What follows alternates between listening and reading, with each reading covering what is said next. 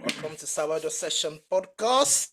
Ladies and gentlemen, today we have got Joy, FLEXX, and RUSS, the biggest powerlifter on the planet. How you guys doing?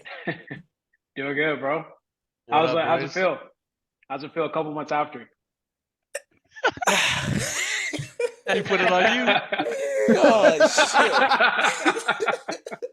It feels, I'm not gonna lie though, it feels shit. It feels so Really? shit. Yeah, it feels shit. And I think it's the pressure, isn't it, in terms of like, what's next? Nah, it's chatting But, shit. Like, just but, so but, you know, but have you If every you ever, saw a single Mo, WhatsApp group, hold on, if you hold on, saw the hold on, WhatsApp Mo. group, he's lying. Let me Trust just me. he's say, lying. let me just say, Honestly, in GB, just to let you know, he got Hall of Famer, right? So I don't know why. that I was don't know before, who's that was paid. before, mate, that was But before. it The don't Hall of matter. Fame was It before. all comes in a package. So if you say anything to Jurins right now, it's on smoke. It's like, Hold on. like Let you me, gotta send for him. Like, because obviously Jurins was notorious for barely eating any food. We're talking about 1,500 calories, and he would call that like a full meal. Now, if you mention Jurins' food, it's like he'll just, bro, you're not a Hall of Famer. Keep quiet. Like, bro, if you're not a Hall of Famer, how can you talk? Do you know what I mean? Even Russ is not on that level yet. Oh, they talk. They definitely There talk. we go. There we go. There Do we you go. know what I mean? So to me, like, if you get me, if you wanna ask me this year, like, the biggest achievement for me, yes, winning world was fantastic. It's amazing. I love it. But being in a Hall of Famer, mate, come on. My Yeah, name no, I'm not is gonna. my That name sounds is amazing. written. Even if I die Yeah. tomorrow, I will be out there. We need that. I'm gonna have to tell PA we need that. That was Exactly. beautiful, So actually. yeah, talking about being in a Hall of Fame is so great, man. But I feel old at the same time, though. It feel like they want me to retire. you know. But yeah. But I've been telling people I'm just on the Hall of Fame probably just for diversity and inclusion. Who knows? But anyway, moving on from that.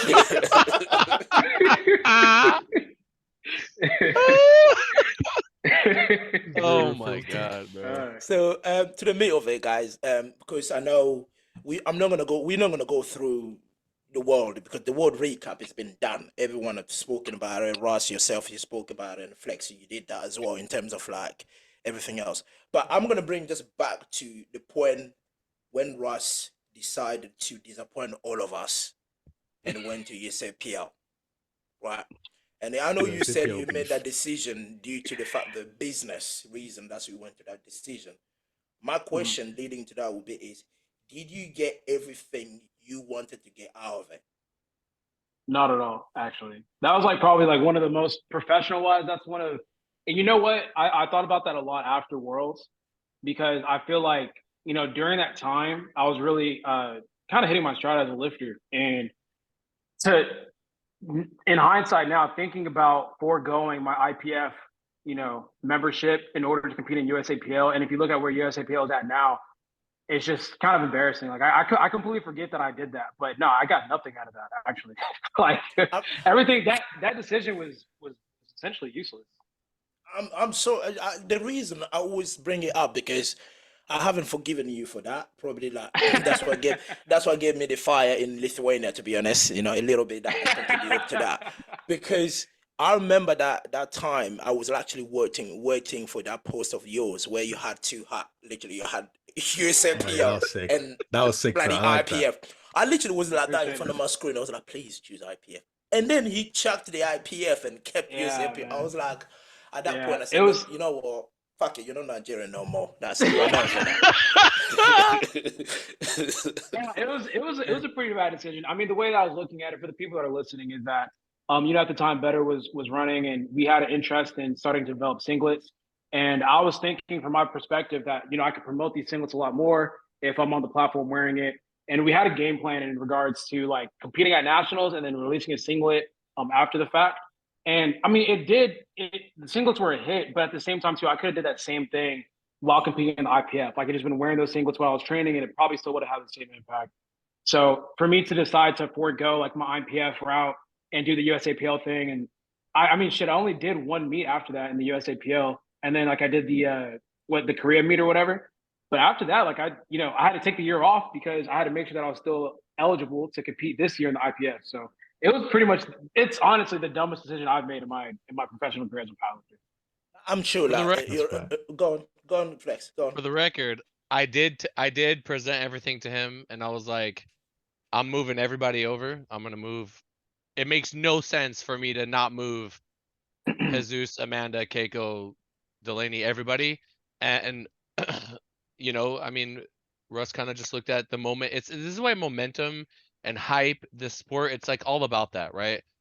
Mhm. And I will say, Russ making that decision, when I knew that Russ was like dead set, and he's like, okay, I'm gonna stay the USAPL this year. We'll see what happens.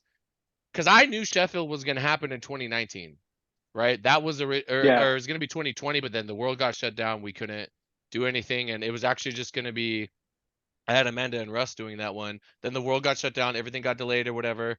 And I still believed in that. And I felt like this person that was telling everyone, guys, there's this like super meet that's going to happen. It's going to change the game. And everybody that was already entrenched in USAPL was kind of just like, like whatever, like it's not happened yet. It's never going to happen, whatever. Right. Yeah. So I'm like, whatever. And then I move everyone over. And I remember Delaney, Jesus was kind of on the fence. But I was like, dog, like you should do this. And then he eventually, made the right choice. And then with Delaney, I said, I want you to think about it. I want you to think about it because he was going to follow Russ. I said, I want you to think about it. And I said, Russ is not going to be there. He could have this opportunity for you to fill in if he's not there. And, Delaney was able to kind of get some momentum in the IPF when Russ wasn't there. So it's not like it was all bad. But I think about Russ's legacy and the titles and all the other things that he could have done and the international audience and all that. And, missing out on Sheffield and all that. And I'll never forget, it was after the first Sheffield that Russ hit me up and he was like, Joey, man, I gotta come over. I gotta be over there. I should Yeah, have been over there. mistake. And it's all So, good. I to mean, add- we learn. To add a little bit more context too, I don't know if this is going to be like something we talk about eventually, but I was supposed to compete in the first Sheffield, Oh yeah, and I I will remember, touch on yeah, that one. Yeah, yeah. oh, okay, we'll touch on Yeah. it. Yeah, we Okay, will, cool, we yeah. will, we will. I got Okay, questions never on, mind. that one as well.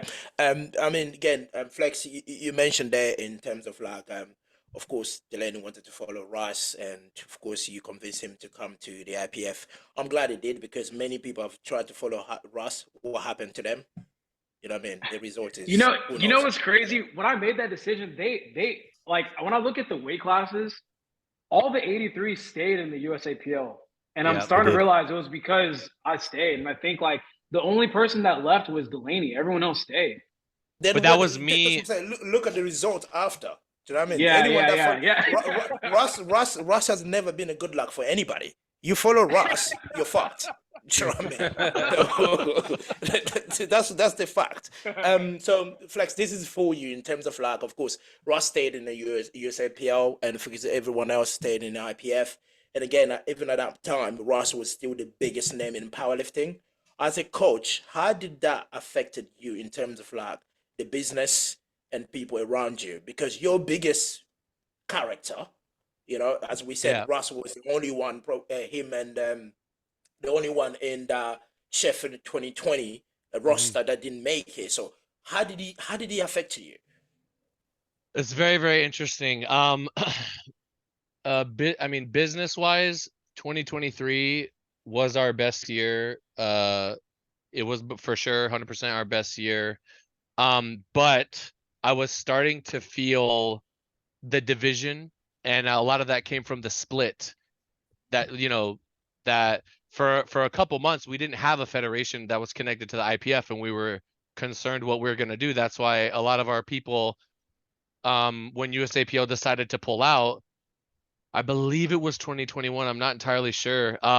We had to go to USVI because there was no other way. And I felt so bad for the US lifters that had qualified, right? Like they deserved to go to Worlds, and we just didn't have a federation.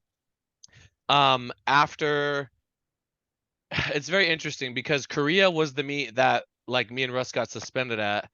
But when I don't want to drop any names, but when I spoke to who I was speaking to, This is a safe place. You can. Yeah, yeah. They were saying Joey, this is my hand that sign. they were I was told that the Korea meet, because the USAPL just started having all these different meets, as local meets, but they were in different countries. But it's still local meet. And USAPL for the longest time would tell people if you're doing a meet somewhere else, but it's a local meet, it's like whatever. I guess in the IPF bylaws that was never true. And if you do like anything anywhere else, you get in trouble. So we end up doing the Korea meet. Me and Russ end up getting the ban. I have to like work around it. You know, I go to the meets, but I'll sit in the front and then I'll just communicate with the handlers and try to make it work that way. It didn't affect me too bad in that regard, but Russ staying in USAPL, me moving people over.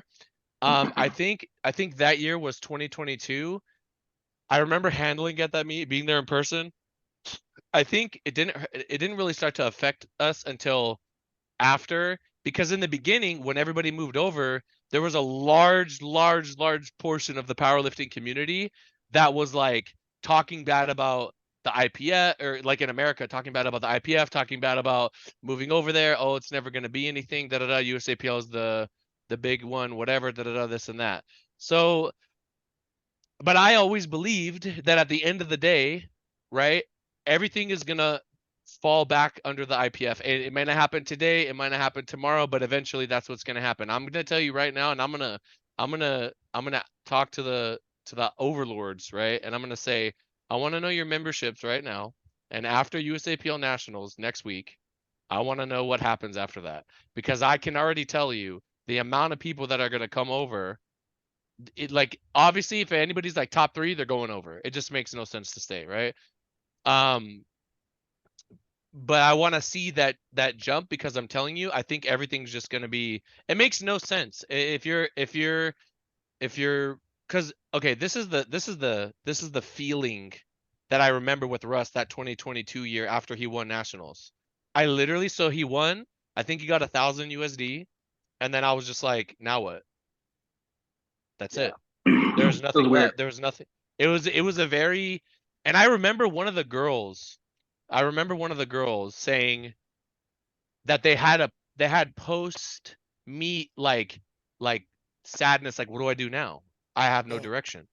So I will say that during that limbo period when people didn't believe in, you know, powerlifting America, the IPF and things like that, things did get a little shaky, but I mean, at the end of the day, FLEXX has to be able to operate without, like, yeah, obviously Russ is going to help that. If I have a lifter like Jesus or Russ or whoever that hits a performance that is, people are talking about, this is the greatest performance of all time. Like when Jesus hit that 2023 Sheffield and people are saying this is the greatest performance of all time, you know, that is going to benefit us like a lot. Whereas I actually thought that the year that Russ took off, where he didn't compete, I was like, what, like, how is that going to affect us? We kept going. Like, we just keep going. Like, there's ups and downs, of course, but I mean, one day Russ is not going to live, right? In like 40 But the years, thing and is, maybe, like, I mean, yeah. the effects there, like, it's not just in terms of like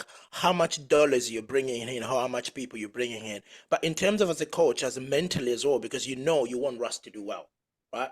And you know you want Russ to build a legacy. Is it, you know, it's not just like Russ has become not just a client, but he has become a brother, a friend.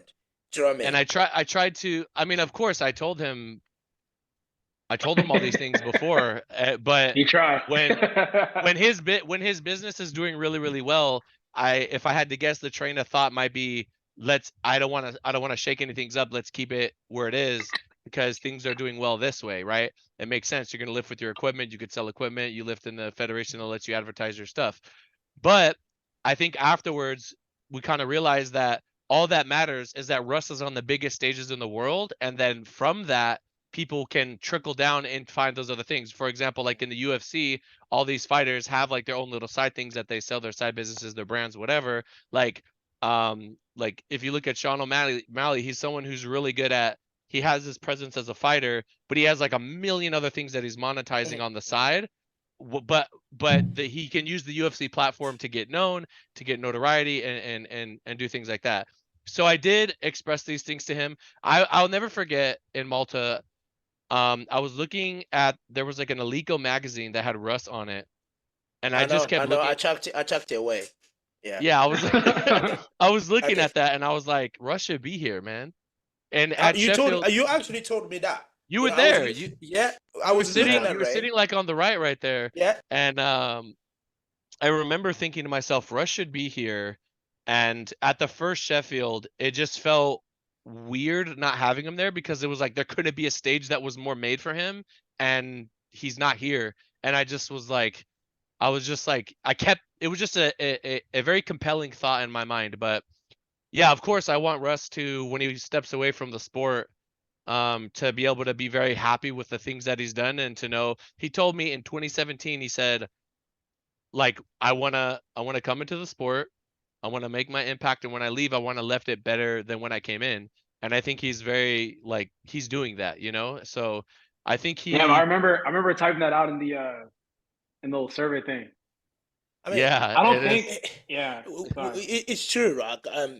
Russ is doing that, but let's not forget the fact that he left the USAPL. That we're always gonna hand Russ until he dies. I'm not gonna let that go. So that is See, something. let me. Jurins loves his USAPL Bro, how do you, argument. Like, if I could, Yeah. if I could, Mo might be able to relate, not relate, but understand this as a 120. How do you guys think Rondell feels, right? Maybe yeah. Rondell feels, I can just hit a big ass total wherever I am and it's gonna be fine. But he could have all those titles, you know what I'm saying? He should be at that first Sheffield. He should be at that other Sheffield. I know his situation is maybe not by choice. And that being said, I guess there's no point for me bringing it up because he would Thank be you here. very I much. I think. was just But- about to say that. No, I'm just if saying. anything, if I can interject here and just add a few points, I think first of all, Ross, massive fan, honestly. Since day one, we're Appreciate talking it, man. about the Ben and Jerry days, when the socks went on sale. Doug, I've been Thank you, watching. man. I appreciate it. When I started powerlifting, and I was in York. York is a countryside here in England, so there's a lot of farm boys, a lot of white guys. I wasn't sure if powerlifting was a thing. I wasn't sure. No, I And appreciate then that, man. Thank you. I saw Ross on YouTube. I said, "Shit, if one guy's doing it, then surely I can do this also." But with you stepping away from the 83s on the international stage, right, and same with Rondell, it's given the opportunity for the class to grow. So in a sense, what really would happen is you'd have had about 4 years of everyone being in your shadow. And it's really, if Rondell was also in the 120s, everyone would be in the shadows. But now we have characters growing in the weight class. So when you return, Worlds was special because everyone was waiting for you to come back. Everyone was waiting for that battle. So you had such a massive platform, you had such a massive viewership because you were away and you've come back. And same thing will be for Sheffield. Everyone's waiting for you to come back and be on that big stage. The same as when Rondell eventually comes back into the 120s, it's going to be a massive thing. Everyone's waiting. And you also have characters who are ready. You know, everyone's kind of behind in the world, but we're slowly approaching. I mean, Rondell will probably say he wants to win by 100 kilos, and you probably say you want to win by 50, right? But there are characters across the world now that it's no longer just how far of a spread does he win by, but now it's, can anyone give him a challenge? So I think it makes powerlifting more interesting long term. Although we did miss you on the world stage, and we were sad to see you go to USAPL. Yeah, for sure. And you know, it's unique because I was thinking about this. I mean, I remember when I in Worlds, whenever I lost, me and my dad were talking about it. He's like, "Son, it's different now. You know, the same people that you're competing against, they've been watching and studying you. They understand the work that you put in, and like you spent like a couple of earlier years kind of showing them the game plan, and now they've applied that to themselves, and they've realized they're capable too. So these aren't like, to make fun of what I said, it's like these aren't those little 83s anymore. Like literally, like Yeah. literally, after like, you they said remember that. Jurins Remember started that. doing accessories. As Yeah. soon as you Yeah. said that, Jurins started doing accessories. Yeah, because And in the group chat, he'll be uploading his back picture saying, "I'm getting close."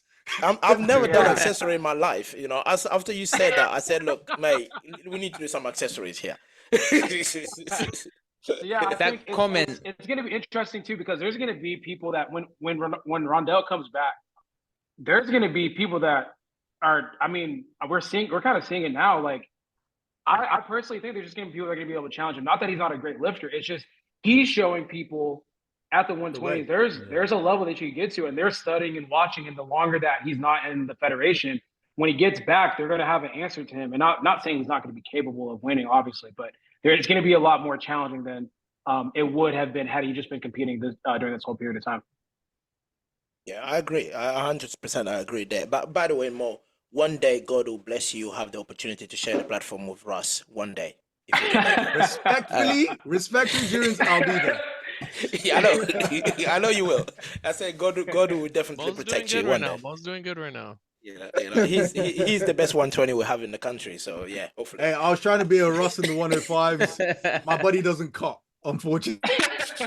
Cut. That's a different Nigerian there. So again, lad, this is another one for you, Russ.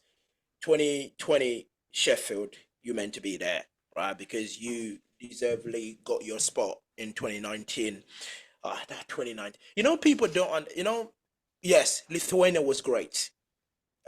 Calgary was great. 2021 Sweden was amazing, but 2019 people do not understand that World Championship how great it was.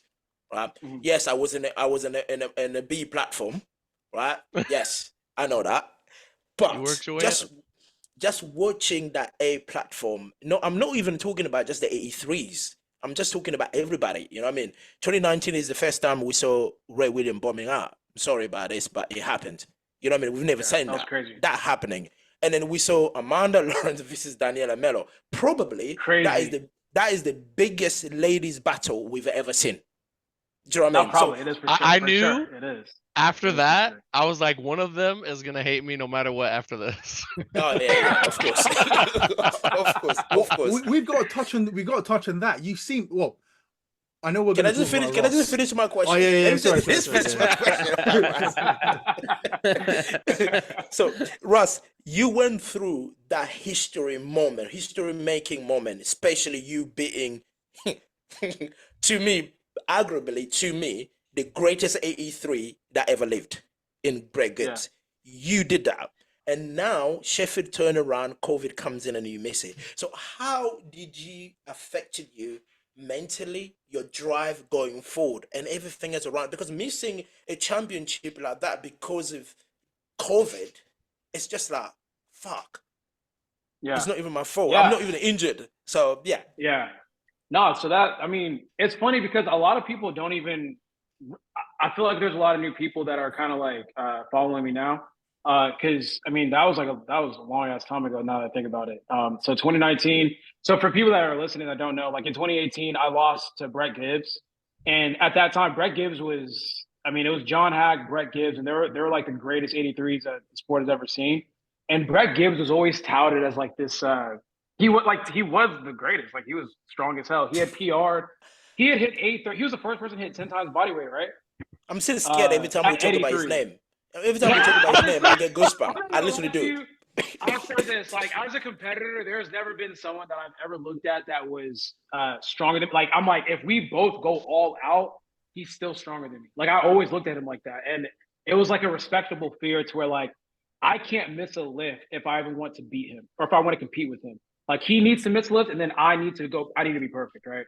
So after 2019 Worlds, I was able to come back and beat him. I mean, to be honest, that first Sheffield, I wasn't intrigued to it. I wasn't interested in it. I wasn't like that hyped about it. I remember talking to Joey at the time and Pete, and it's like I almost didn't even want to do it because I'm like, money doesn't motivate me. It kept getting touted as like, oh, you can win a lot of money. Oh, you can win a lot of money. It wasn't so much like about the production value of it. And so like during the whole time, I remember I was supposed to Joey, how many weeks out were we from Sheffield? It was pretty close, wasn't it? We got shut down. It was I was like competing 3 at the weeks or 4 Arnold. weeks out. I did the Arnold and then they shut it down. I don't know exactly when it was. I think March. Maybe not. Maybe not. 3 Oh, weeks out, but yes. It was It was pretty okay. damn close. The Arnold is always the first week of March. I competed and we got shut down the week after, and Sheffield was supposed to be like 1 or 2 weeks after that. So it was literally Yeah. like we got all the way there, all the way to the meet within 4 weeks Yeah. of the meet. And then like the president goes on TV and goes, "We have to stop all planes. Everything has to stop." Yeah. And I was So like, I "What is remember, happening?" yeah, at that time, like I was actually happy. I'm not gonna lie to you when it got canceled. Like, no disrespect, people. When it got canceled, I was like, great, because visually, I'm a visualizer, right? So like at Lithuania, I envisioned so many different things on the platform, like whether it was me losing, winning. Like I'm thinking about like what I'm like actually thinking about the moment. I can see it inside of my head. With that first Sheffield, I couldn't even see me getting off the plane. And like my spirit, my energy, everything about it was telling me this is not going to happen. So when it didn't happen, I was actually very happy. No disrespect to Pete and SPD once again. Just at the time, I didn't see the vision. And yeah, I mean, I felt great. The pressure was off, and and also too, I didn't have to face Brett. I wasn't sure if Brett was doing it or not, but like, there's like this. Not that I don't want to face him, but like, I'm always nervous training leading up to facing him, and I always was because I understood exactly how strong he was, and he was a pillar in our community. So like, going up against him was always nerve wracking because he's liable to have a crazy ass day, and you can't do anything about it. So Yeah, I was thankful. That first one again, what you mentioned that if I can just add a little bit there, it's so hard to imagine how great these things might be, you know, Yeah. because again we had the World Championship and then the World Games of Equipped and all of that stuff, and then Sheffield is coming in and all the noise around there. You know, as a lifter, again, as you said yourself, you love a visualizing thing. It's hard to you to think, okay, this thing might be 5 times more than the World Championship. As Gavin apparently said, the World Championship is like lifting behind a pub or something, a bar. But you're just thinking, like, how can this thing go from behind the bar to an arena? It's probably not going to happen. By the way, but Greg Gibbs was about to compete on that Sheffield as well. I think when the world got shut down a week later, he fucking did A65 in the gym. Was that around that time period? Yeah. Oh yeah. So yeah, that he did A65 in the gym. And I remember looking at that shit, I was like, oh, thank God. I remember looking at it. It was like early in the morning my time when I opened my phone and I saw it, and like the way that my heart was fluttering. Like I don't know if you guys experience that whenever you see like your competitor to say like a big number, you're like, what the fuck? Yeah, Like, I was looking at my phone. bro. Looking at my phone, I said A65. I was like, that's 30 more kilos than when I did that fucking world. I was like, shit. I mean, I ain't got to pay some, so I'm good. Like, Well, that's how I felt. That's how I felt when I saw your A60, and then you said that was a bad me. I was like, for fuck's sake, this kid want to kill my knees. I went straight to my coach. Go on. But going back to your point, yeah, like at the time, like you guys have to understand, bro. Like that, we had no idea of what Sheffield was going to be. There was no media lead up to Sheffield. It was just like we got these big ass posters and like we just got these big ass posters. I mean, we didn't have these posters, and that was pretty much it. I think it actually did them good because they were able to sit back, retool some things, and come even harder the following year. But just imagine someone invites you to do a meet, you have no idea how good it's going to be, and you're just like, I'm supposed to care, like I'm supposed to, you know, I don't know. So. But I think FLEXX on your perspective in terms of like that Sheffield not happening and waiting years later for us to have the Sheffield, probably as a coach, you could say it was better that we didn't have it and we had it later, because later your team and yourself, you had so much success in terms of like the event itself, and almost like the first Sheffield, I called it a FLEXX Sheffield. I hate saying this to people, but yeah, we can't deny it. We can't deny it because that's what it was. That's real, Jurins. That's real, and I respect that. No, I think the first Sheffield I had 5 people. This next one the one after I had 6. But like that first Sheffield, I'm not gonna lie. So wait, I want to make sure I answer your question. I don't know why I had so much faith in Sheffield. I don't know why. I just had faith. It's like I went to the future, I saw what it was, and I came back and I was like, shit, we got to go all in on this, right? I think it's because for me, my ethos, what am I about? It's about being at those big moments that push the sport forward, being in the moment that is going to help push the sport forward. And we've, I've done a bunch of worlds already, and now we're like, wait, there's something beyond that. There's something past that. And I think it getting delayed. Yeah, the first Sheffield, I probably only would have had Russ and Amanda. But then after that, we're able to develop the team more. I was able to, it kind of worked out really well because I committed to the IPF. So my people were already in, everybody else is stuck in USAPL. And then I was able to get more people there. But, they did really, really well. That meet, I thought Taylor was the guy to beat. I was like, bro, Taylor, like if he comes in and if he does like an A50, it's going to be really hard. It's going to be really hard to beat that. Because who did I have? I had Keiko. Let me just follow a question into that before we move in, right? People are saying Taylor was hard to beat in 20, was it 2022? 2020, Sheffield? 2023 2023, Sheffield. 2023, yeah. Right? Did people watch Taylor a World in 2022? Well, he still looks strong. 2020 Let's be honest. Come on, bro. What are you talking about? In 2022. South Africa? This was when Taylor was still sending for Ross, Mate, talking about in- moving up to the 83s. Bro, I remember in- that. I remember in that. South- I said, Yeah. In South Africa, Taylor was not the A38 Taylor on that platform. And for people to think that, To be honest with you, when we were in South Africa, all the Americans blamed being in South Africa as the problem. They said that it was a foreign country. They didn't anyway, know what was going on. I mean, that's American So, story. okay, so I'll shoot Taylor Bale. Bro, Worlds for Americans is pretty difficult. I'm not gonna lie. We have wild travel times. Like it's very difficult. So to, what's like, the New Zealand? bro, gonna say? Carlina does it every time though. That's the thing. Carlina does Like, it. every No, time. I'm just saying, Joining like, story. I mean, but yeah, Just in general. okay, so like, Evie. just in general, like, we have all of our athletes going to them. We have like a big representation. So our top athletes, like, whatever we do in America, take a little bit off of that, right? But the 'Cause thing it's about when we say that, Russ, right? We always the rest of the world, right? Always say that, but the American think we're just salty. You see what I mean? When we say, look, if Russ total A70, A80 in America, you bring him to Lithuania, take it like 10, 15 kilo off. Do you know what I mean? But when I say that, people thinking like, oh, you just being a dickhead. You just being salty. Nah, I don't. I've said it. No, I've said that on podcasts. I don't expect to do my best at Worlds. Worlds is like Win. the only time. You need to win. Yeah, exactly. Just win. So I remember, like, bro, even going back to the 2019 meet, that was my super meet because I went overseas. Where was it? Sweden? Yeah, I went overseas and we had like our monster meet. That I don't expect that every time. That was like a magical. Everything came together in that one moment to make it happen. But I do understand, like, bro, when you Bro, we travel ate overseas, Chinese food that meet. yeah, man, that it Before the meet. just takes a little bit off, like, you know. So We ate it's, Chinese food before the meet. That's Which crazy. meet? That was when we went with Danny. We had Chinese food. Like we could still Oh have been yeah, better. yeah. That's yeah. crazy. His That's weight I was remember really that. good. I remember Yeah. that. So I remember But just scaling forward, because I know Joey can probably talk about this, right? Worlds obviously is a completely different thing. I mean, almost for anyone, because you are actually competing at that platform. Something like Sheffield, right? It's a different level. I mean, I know for Jurins and also Ross, Sheffield is a different meaning. It's an international competition, but almost that platform itself encourages you to push 110%.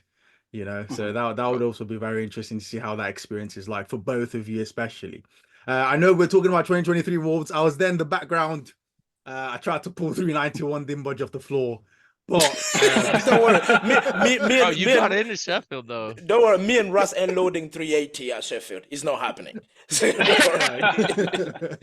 But that platform itself is absolutely special. I know you guys are going to talk about Sheffield potentially in the like later on in the conversation, but just going off IPA forwards and what that platform international travel is like. I mean, when we come to Sheffield, it's a monster meeting. It's different. It's very accommodating, I will say as well. And I mean, Mo, bro, seeing you come out, because Mo, the hype around you was, and I'll let you go, Jurins. The hype around Mo was that he was like at the last minute, right? Somebody fell out. What do you mean And somebody Chance fell out? Mitchell. You Chance Mitchell fell out. He did a Chance Mitchell shit. You know, was he is he was it incarcerated or something? Bro, Because he's nobody disappeared knows. from the face of the earth. But Literally, anyway, go on. nobody knows. Russ. This is when Russ does this. Nobody knows. Yeah, we don't even know. Like it just kind of just disappeared. So I mean, that's Texan, isn't it? Go on, FLEXX. Yeah, but then you know, they announced Mo. He kept coming. Who's this guy coming out of nowhere? And the way that you came out and the hype that you had, like just the moment, like it was like, bro, it didn't matter what you lifted. The people fucking loved you, man. It was like, Yeah. yo, and then it was such a that first meet, because I wasn't in the back because I wasn't free yet. I was still suspended. I was in the front. Getting to experience it from that way, it was unbelievable. And I mean, the second Sheffield, I was in the back and I didn't get to feel any of that. I didn't feel any of the spectacle of it. I was just working. I'm literally just working. So I think it's just an incredible meet. And once you're at that competition, it just motivates you to want to try to get back there, or to just at least go to it, because it truly is sort of like it's like a gift, or it's like a love letter to the sport. Like, hey, we're gonna take all that the amazing performances that you did over the year, and we're gonna package it up in this amazing production, and we're gonna put it on display for hundreds of thousands, possibly millions of people to see. And it's almost like a reward for congratulations, you are the world champion. Here is your prize, and it is it's Great. incredible. And I'm so happy that Jurins and Russ, obviously me and Russ, we've been through it all. We've done everything. Jurins, you are somebody who I have I've seen throughout the years. I've seen you come up. I saw you work. You said in 2019 you were in the B group, but you kept working and you stayed right there. You and Ina were battling back and forth. You stayed right there and you finally had your moment. And I regardless of, obviously me and Russ are on the other side of your victory. As a fellow, somebody who appreciates the sport and tries to cultivate and create those performances, I have to say that I appreciate your journey, and at least it's almost like I think about this in the UFC, when a champion is a champion for a long time, like Usman when he finally lost to Leon Edwards, at least Leon Edwards' family gets to experience Leon getting that win and all the good things that are going to come from him getting that win. So it's almost like you're passing around this, that gold to hey man, you've been working really, really hard. You're going to get your moment now. And it's just it's like a good thing that comes from our pain and suffering. I think I've said. I mean, me and Rush did touch this after World. I mean, as I said, we're not really gonna go through that because we spoke about it many times. There is, I strongly believe, if Russ has won in Lithuania, it would not make a difference to powerlifting. People would just be like, okay, Russ came in, he's an undisputed champion. He just did what Russ does. Do you know what I mean? And then the 83 will remain where we are. Those little 83s keep on chasing. But because me winning, that has had more impact into our weight class and powerlifting in general. Because in terms of the whole history that you spoke about, me being there, for when Russ was there in 2018 and 2019, watching these guys battling on that third podium, and just my turn came in, is everybody now, again, just to put it into context, I went to what I had 5,000 or 6,000 followers. I beat Russ. 2 days later, I checked my phone. I had 18,000. Right? I left Lithuania. I got home. I had 24,000, and I'm just thinking what the fuck is happening? Do you know what I mean? And even some of the Russ haters, even though they hate me, but they're still following me. Which is that's how it works. What the that's fuck? How it works. Do you know what I mean? So basically, that's the impact of it. So again, I think this was good for the sport. I've spoken to Robert Kerr, your chairman, after that as well. He said the exact same thing. A sports moment is good for the sport. That's what we need. And of course, the president come in as always. Gustav, and what's his name again?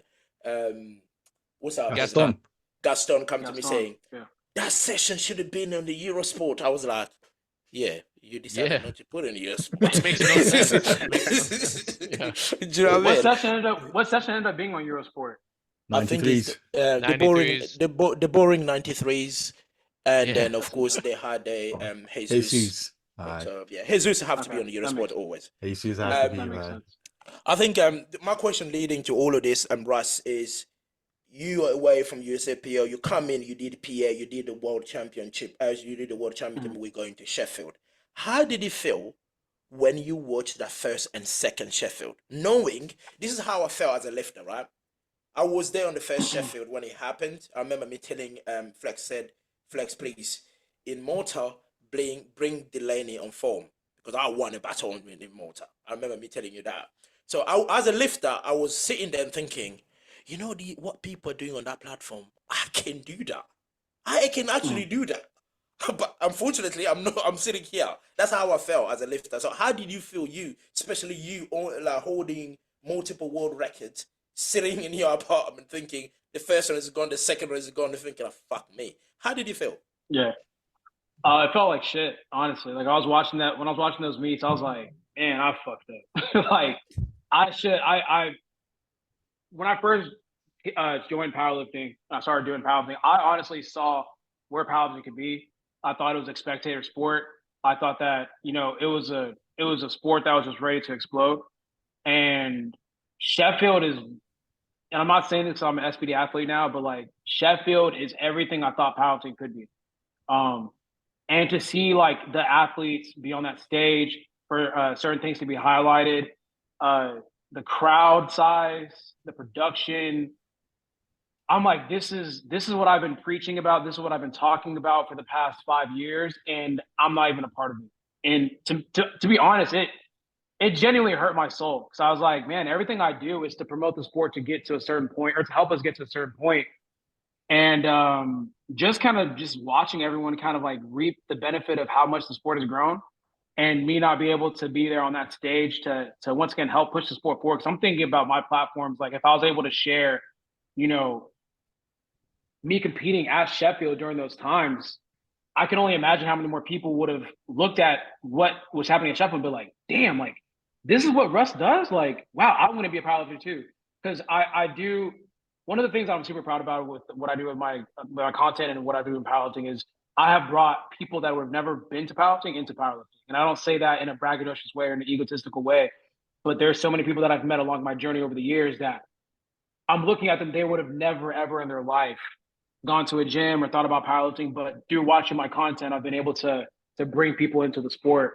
And I just looked at Sheffield as another opportunity to widen my voice to once again bring more people into the sport, because I think that with more people coming in, it'll provide a lot of different opportunities for a lot of us. Like we won't be just looking at simple supplement sponsors. Like we'll have Nike reaching out to us. We'll have Kellogg's, Wheaties, like all these different companies reaching out to us to work with us because they see the value in our sport. And I just felt like it was a super missed opportunity, but it hurt watching it, man. Like Sheffield is literally just one of the things that I herald in this light. So I'm like, this is all the good things about powerlifting that we have right now. And I just really wanted to be on the platform. I think, look, we're all glad, right? We're all grateful for the fact that you're here because we needed that personality, we needed that persona into this sport. As you said, the platform you bring, the people you bring here, it just makes all of us better. You know what I mean? I just went through and spoke about my example, having 6,000 followers, and now I'm on a 27,000. Again, opportunity to everybody. Do you know what I mean? You are opening those lines, so which is a great thing. But in terms of like Flex, this is for you because as a coach, you've been to Sheffield, you've watched Sheffield, you have lifters on that platform.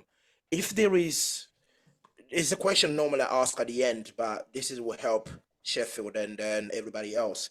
If there is anything that P Spence and SPD could change in terms of the meet, what would that be?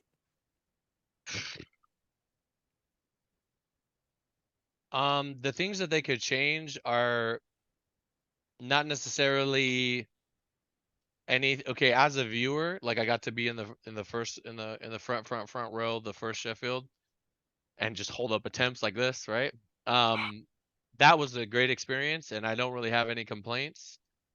My only thing as a being on the other side is it's more so to do with like, and Mo, you could chime in on this.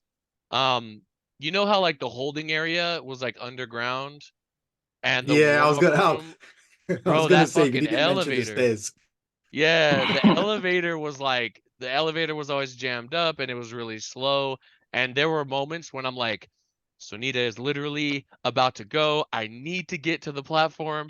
And I'm like waiting in a line of people to wait for the elevator to come down.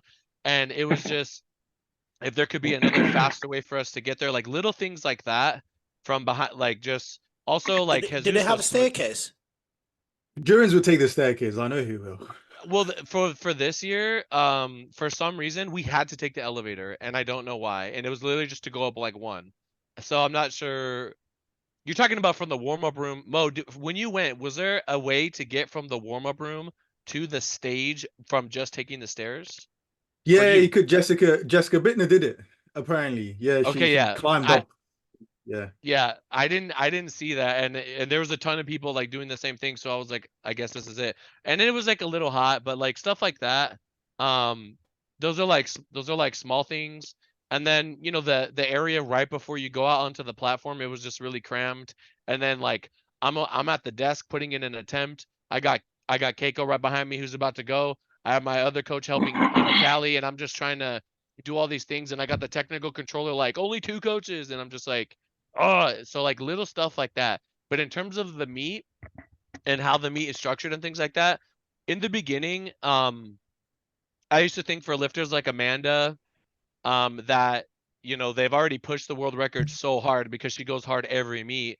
To have to push it even more, there needs to be some kind of incentive for those lifters as well. And I think that's why they added the total bonus as well. So if you beat your total, you get paid as well, not just, you know, by how much you beat it by your individual record. So that's good. And I think Pete is very receptive to feedback. He's constantly trying to say, how can we make this thing better? And I think it is an inevitability, like it's inevitable that they will get the venue into somewhere bigger, which freaks me out in a good way, right? Like one year it's gonna possibly be, oh my, like the idea of it even being in London or just like in Sheffield, but like maybe a Shit. bigger Nah, venue. you don't want it in Or London. you don't You want don't it want it in London. London. Why Shit, not? ran up on- Just because not you in live London. just because you live in the sticks, it doesn't mean that people can't come to London. You don't want it. You don't want it in London. Come on, of all places, London. Yeah, But London's rough right now. Yeah. just to go off what Joey said, it's very weird, and I don't know if Ross, if you might relate to this, but for me, when I approached Sheffield, and obviously Joey mentioned my first squat, how I came out all hype and everything. When I was in Sheffield, I was in that basement warming up. For me, something clicked on, like, this is where you become a showman. It's no longer about Yeah. powerlifting and competing. It's like the way I was thinking of paid to perform now. I'm paid to put on a show. There are 3,000 people out there. I need to put on a show for them. And it's a very unique feeling because I think it's one you enjoy. And obviously it depends on some people. I know people like Jad has mentioned that she doesn't like that experience at all. You're talking about being in the warm-up behind the curtains, waiting to come out, and you're just hearing the crowd going, let's go, Joey, or let's go, Jurins, or let's go, Yeah. Ross. Yeah. You know, that pressure is, it's lovely and it's insane. But as a meet itself, I think Sheffield is good. The only one thing I do miss on, and I don't know, I'm gonna say if you're gonna come to the UK, man, do a tour. Honestly, you have enough fanboys that they're gonna fill out gyms. But it would be good Ross, if they please can. don't. Please don't. But it'll be good if they can. Powerlifting has stars now. You know, we have big names. We've got a weekend. Let's utilize those big names and really make it like a event. Because for me, Sheffield, as of right now, I've had experience being on the platform and I've had the experience being in the stands. I left the last Sheffield thinking I want to be here tomorrow. You know, I want to be Yeah, here to exactly. like people have competed. Some people are happy, some people are not happy, but irrespective, you've got like Sheffield is so weird because again, I competed, now I watched in the stands. You go there on a Saturday morning, you'll see lifters from France, lifters from Belgium, someone from Dubai training in a random gym, and everyone is coming to this event at 3 p.m. The only unfortunate thing is once it gets to 8 p.m., everyone is going away. You know, so it'll be good if we have that community there, utilize that community to its max. You know, give people because people are staying there for a whole weekend. Yeah, you know what? I have a plan. Now that I think about it, I'll probably hit Pete up about it. I have something I'll probably plan out after, like just after events. And you're right. And that's why I know you say you don't want to have it in London, but I think it needs to be, I think all meets need to be in bigger cities because it becomes a destination. And it's a lot more easier to sell to have my friends and family come through. And then also too, like the people that are coming in, it's like, oh, we're going to London. Let's make it a vacation. That's a destination spot.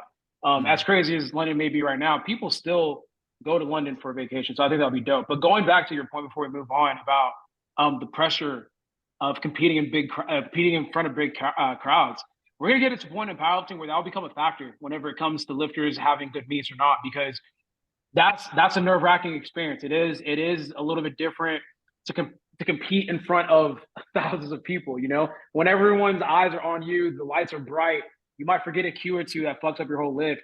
So it's really cool to see in powerlifting. We're just getting to a point now where like these stages are big enough to where it might fuck up someone's performance, but that's general athletics, period. You know, you think about Messi, how he rises to the occasion on the biggest platforms. You think about Kobe, you think about LeBron, you think about all these great players. I mean, we're just getting to that point in powerlifting, and that's what excites me. Like thinking about that really, really does make me happy because we were pushing forward in the sport. Do you guys ever think? Do you guys ever think that it will get to a point where people will start booing lifters coming on stage? 100%. Yeah, I think so. I want it to happen. Yeah, Yeah, no, I'm of the mindset that, you know, there is a possibility that I might get booed in Sheffield just because I am going against their champion in his town. So I do No, no, understand no. that might be a They don't possibility. like Jurins here neither. Don't worry, you're safe. Believe me. No one likes Jurins. I'm telling you, no one fucking Yeah, likes Jurins. You're Believe me, safe. Russ. I do think that we are getting to a point where powerlifting does have villains, powerlifting does have heroes. And you know, it's getting big enough now to a point where, you know, it might happen soon. Either if not next year, then, you know, maybe at some big meets, but it really depends on the environment that the person's competing in. I mean, bringing to the point where Flex said in terms of like Sheffield extending to a big arena, I believe that's not far off. Do you know what I mean? In terms of like, Yeah. what is the next place? I'm talking about 2026 Sheffield will be different to 2025 because 2025 we sold out Sheffield. I mean, this I'll So take early. credit. Look, I'll take credit from All this. I you, don't give a baby. fuck, right? As soon as I won against RUSS, right? The day out, you see that Wednesday when we rested, I got a call from SPD saying we had so and so tickets. When you won against RUSS, everything's gone. There's only 50 tickets left. We don't want to sell it. So because you have got family, let us know already how many to reserve because it's gone. And congratulations, by the way, for selling it out. I was like, thank you, I'll take that. Yeah. Go on, Flex. Yeah. I will say that you guys, in my opinion, I don't think there's any narrative that comes close to you guys for that meet. And I know that that is a huge selling point. I'm trying to think, can you guys think of any possible wild cards that would even come close to your guys' rematch? Oh yeah, I can Anyone think that of they could one. welcome. You could go I ahead. can think of one. If Go they ahead. can manage to unlock Sergey out of the lab, that would be good. Sergey. Yeah. Oh, if they Belisesco. if they unlock him out of the lab, They won't do that. They won't do Yeah. that. so that's the I'm only think- thing. The only thing that comes to mind is if for some reason Daniel Mello was stuck in 2021. Oh, yeah, Right, yeah, yeah. and then just stuck, and then you just Brought her here, yeah.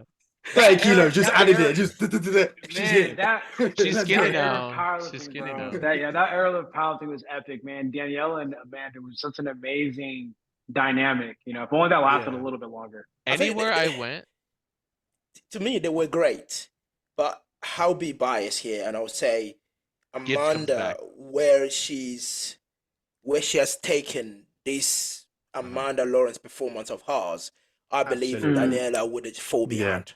Always. So one of the things, and one of the things that I always noticed, and I told Joey, is that I remember seeing her at the Arnold, and you guys have been around here maybe. I looked at her and I said, Joey, man, she's hungry. Like she has a certain type of just drive that, you know, Daniela needs to match in order to keep up. I thought Daniela was just as strong as her. It's just Daniela has a lot of different. I mean, Joey, I don't even want to speak on it. You can speak on that. Yeah, I mean, Danny has a lot of other stuff going on. And I mean, powerlifting is like the longer you're in the sport, you have like this hallway that you're walking down to get to each meet. And each hallway, as time goes on, the hallway starts to get more narrow. So you have to fight harder to get through that hallway the longer that you're doing it. And that is it's a tough thing to ask of people. I feel like Danny did a lot in the sport. She lost a bunch of weight now, and she's still lifting. She's still very strong for like a girl, or like for a girl that, like, if you look at her in the street, like, guys are not going to expect her to just like go, lift the weights that she lifts, right? So she still has that strength in her. I don't know if she would want to. I mean, I think inevitably she would have to gain some amount of weight to be able to lift those kinds of weights again, because it was just it's such a big difference, right? Mm. And at the end of the day, I just want Daniela to be happy. So if she's happy doing what she's doing now, then that's all good. Yeah, 100%. We got another little little fighter coming up. I mean, Agatha is like, I don't So know you if should it's go coming now. from But Agatha. let no go through that conversation because I just spoke to Amanda on the phone today, so let no go through that, right? I'm just gonna leave that to Amanda when she comes on. Okay. Um, Yeah, Amanda's been letting me know about it. She's been letting I me know mean, about it. it's just. People listening, Amanda's a dog. She's I about that mean, shit. to be honest, right? trains hard, What Russ said there, like when he saw Amanda at the Arnold, you can tell the aura. You can tell like she was hungry about the sport and wanting more. I mean, Flex, if you remember, what did I tell you when I saw Krenin in Lithuania? Right, I saw She Krenin needs to right with go her harder. boyfriend. She was standing there. I was like, I looked at her. I didn't even say hello. I just looked. I was like, you just freaking me out because I can sense that strength, that aura coming out of her. I was just standing. I'm thinking like, Quick, fuck, she's yeah, strong as fuck. quick story before we move on. She was like we sponsored her with Better, and I remember they all flew down and they're at Corrupted, and she was in the gym lifting. She was deadlifting. I'd never met her before in person. I like heard about her and saw that she was like kind of powerlifting a little bit here and there. I saw her in the gym, and I was like, she's like not to like glaze or whatever, but there's like a light shining on her almost. I was I like, get what you that's mean. Yeah. yeah. I was like, that's literally a superstar. Like she's a super. Like she literally just radiates like superstardom. Mm. And I came up to her and I was like, I forgot exactly what I said, but I was like, yo, like, what are you trying to do? What are your goals? What are this? I didn't even say hi. I just said, what are your like? What's what? Because I was like, bro, like, you could be something special. I don't know exactly what it is yet, but you're gonna be special in something. So yeah, I mean, Yeah. she has a bright future ahead of her. Yeah, She just if she stick around, and locks in. again, this Yeah, sport has to lock is all in. about is all about sticking around, right? If she stick Yep. around, then we can probably all enjoy that performance, enjoy that persona on the platform. But again, as much as I'm still we're talking here, we know people come and go. Do you know what I mean? So Mm. I mean, Sure. look at Bright, look at John Hart decided to go to the dark side. Do you know what I mean? So yeah, Fuck, if she man. stick around. I mean, it's sad. It's sad. John's breaks my heart, but yeah, he started drinking Guinness now, so let him drink it a bit more. I mean, so again, Russ, Sheffield is coming. I know you and FLEXX are prepping a monster performance at Sheffield, but at the same time as well, when you are at the level where we are, you always get noise left, right, and center, and then of course people doing these performances there, trying to always compare it to other people that pass through. Me, to be honest, I always get frustrated when people go, "Oh yeah, but this person is stronger than that person. This person done better." Yeah, but the circumstances are not the same. Exactly. They're not Yeah. in the same. You got They're to do it not in the over here. same. Yeah. Exactly, they're not in the same age. The circumstances are not the same. It's not even the same platform, right? I can't Yeah. compare my total to yours or to Joe B or compare to anybody. I can't do that. Do you know what I mean? Mhm. So you as a lifter, right? Especially you've been on that platform for a very long time, being the best. How did you deal with those type of environment and noise and people comparing every day around what you do? So I mean, it's weird because I think I actually pretty much I think I excel pretty well at this. I just like kind of what you said and how you broke it down. Like every meet is different. Every circumstance surrounding every single meet is different. If I, for example, use Joe as an example, I think he's an amazing lifter that has an amazing future ahead of him. I mean, hitting 865 as a 20. When I learned he was 21, I was like, that's fucking insane. That's rude, bro. But yeah, that's great. Salute to him. But when I saw him put up that total, at the same time too, I was like, well, because people are like, oh, like he said it himself too, and you can say whatever you want. But I looked at it, I was like, I mean, that was done months after. It was done in like it was just it's a very controlled environment, at a very specific time. And not to say he's not capable of doing that against me or anything like that, but it wasn't against me. It wasn't against you. It wasn't against I mean, it was against Delaney too, but you have to like think about things in the moment, right? Like there could have been something that affected him if he flew over to Lithuania to compete with us. Like who knows? So I just, and then when it comes to the noise outside of it, I genuinely do not pay attention. Like I love powerlifting. Powerlifting is what I do for a living. I spend half of my day every single day dedicating myself to powerlifting. The other half I'm either sleeping or watching anime or some shit. But I don't get on my phone and I don't pay attention to powerlifting, if that makes sense, right? So I don't pay attention to the discourse. If I see people talking shit, I literally move the other way. Joey, for example, in our little group chat, someone sent something in. What did we do? We literally said, nope, we're not paying attention to it. Like we literally, Yeah. it was It's like it was like, no, we don't do that. Like we what literally good talk comes. about. I mean, Jurins, let me ask you, and then Mo. I mean, Mo's very positive. Mo's not gonna have none of that. No. He's not anymore, believe me. Let me finish this thing Go ahead, before go y'all ahead. take off. But it's like that stuff doesn't serve me. Like what benefit do I? And I know Joe's gonna get into this, but it's like if I spend all day reading the shit, watching the videos that people make about me, memeing me, and all that kind of stuff, what good is that gonna do me? I feel great, and I understand that a lot of people are making fun of me right now, and all. I actually feel at the most peace that I've been since I won Worlds my first time. All I do is I wake up, I go through my morning routine, I go to the gym. By the time I look up, it's 3, 4. My day is over. At that point, I'm watching anime, catching on videos that I missed, or editing content that I already filmed, and then I go to sleep and repeat the following day. So I don't sit on my phone looking at what people are saying about me. I just don't do that, and I've never really done that before. I don't look at comments. Unless like if I post on Instagram because I want to respond.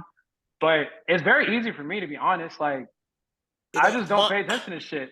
My old man always said to me, right, if you're doing something in life and people don't criticize you, people don't call you're on drugs like you're doing your sports, if people don't say you're on drugs, that means you're not good enough. Yeah. Right?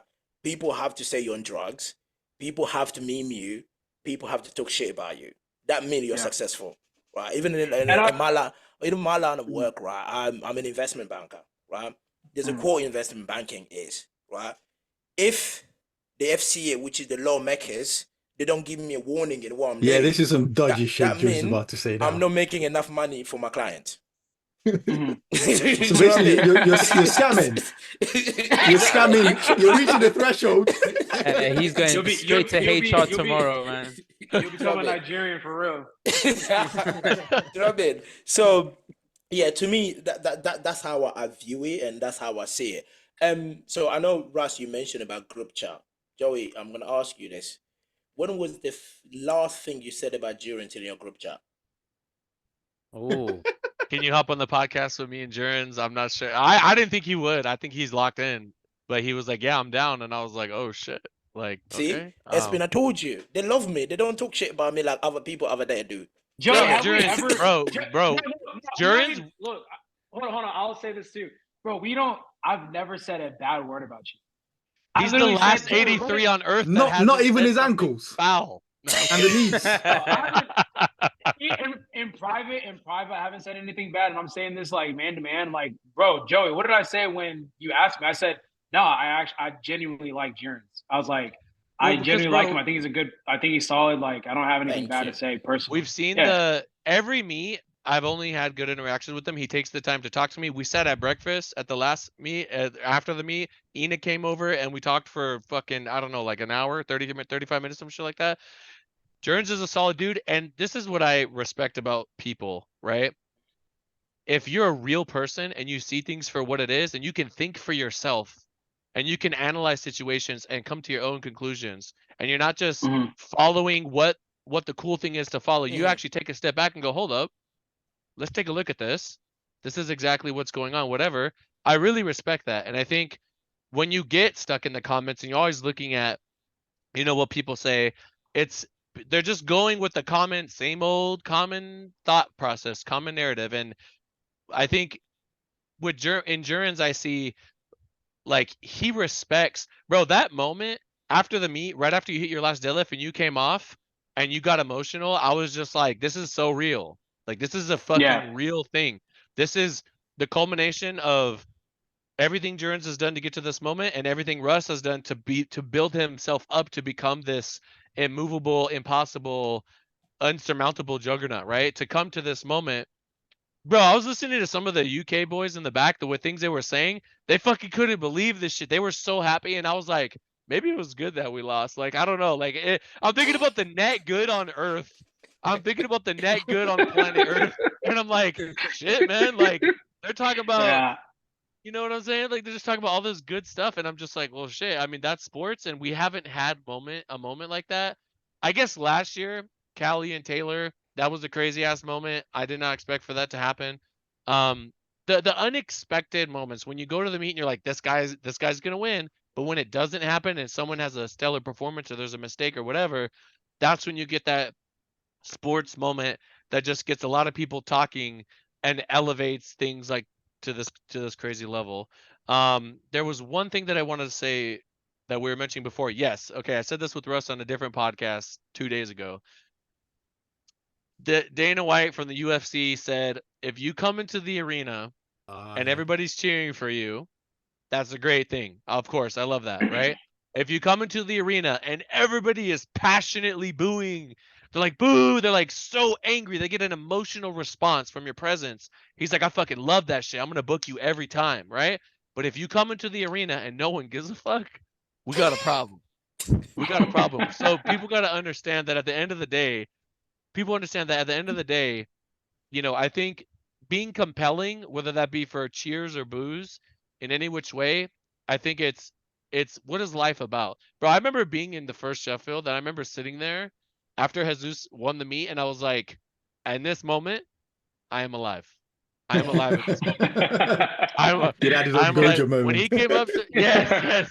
I was like levitating, and Jesus came over and he shook my hand, and I was like, bro, in this moment, because it was like, bro, Taylor, I'm thinking, this is how much respect I have for Taylor. I'm like, bro, Taylor, he's gonna fucking 850. How are we gonna beat that? Fuck. You know what I mean? And I'm like, we gotta go crazy. Like, is it gonna be Keiko? Is it gonna be Delaney? Is it gonna be Jesus? And as the meet was going, I'm like, this motherfucker Jesus is crazy today. And I'm texting Grant. I'm like, Grant, man, like he's got whatever you put on there, just load it.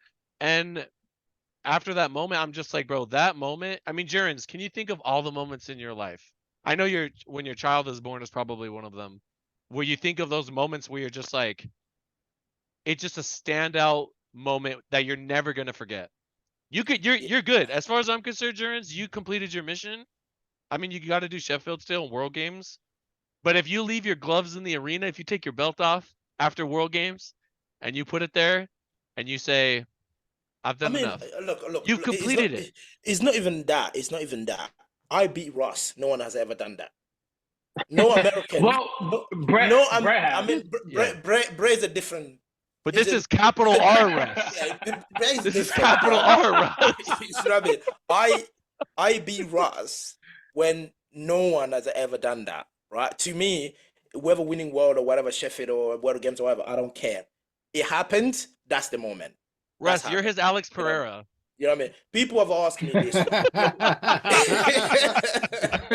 because people have said to me like, "Oh, do you think if you made the change that you made in the past, you would have been better? You probably would have been 2 times world champion." I was like, that wouldn't matter. That would not matter. What matters is the best powerlifter that ever lived in your weight class, the biggest star, is coming back, and you ruin his moment. Even if Russ beat me by 60 kilos next time we compete, it doesn't matter. It got that one. I got that one. The ones that the prince is coming back, coming to America. He comes in, you're the first one to hit his motorbike. You know what I mean? I got that one. So to me, again, in terms of the moment you're talking about there, FLEXX, that sentiment when that last deadlift, when people always ask me this, what happened? My mind was almost blank. And what I was thinking, just all the work I've done in the 8 years, right? All the loss, the wins, and the ups and downs, it just came in one last deadlift. To me, that's how I put it down. I said, look, Usain Bolt would say, I've trained 4 years for 10 seconds, right? I've trained 8 years for one deadlift. Wow. 4 years for that 350. That's what I've done for 80 years. That's for that deadlift to beat Ross. That's the moment that sometimes I could know. Even I can't even express it even until now. I get emotional when I talk about it because there's a lot of things that are happening around there. But it's just there. I realized I was like, oh fuck, 8 years of all this work for one that deadlift, and that deadlift was fucking easy as well. Why did I work for 8 years for that thing to be that easy? Do you know what I mean? But again, we're talking about moment that it happens, And yeah, sorry guys, I don't want to be crying in front of you. I don't want to look No, like No, a no. No, bro, it's I good got shit, emotional man. thinking about it. Yeah, I was yeah. I was So genuinely, yeah. I mean, Yeah. not to harp too much on it, but I was genuinely happy when I saw it. I mean, I was stunned, but then like first happiness happened after that, and then I got sad.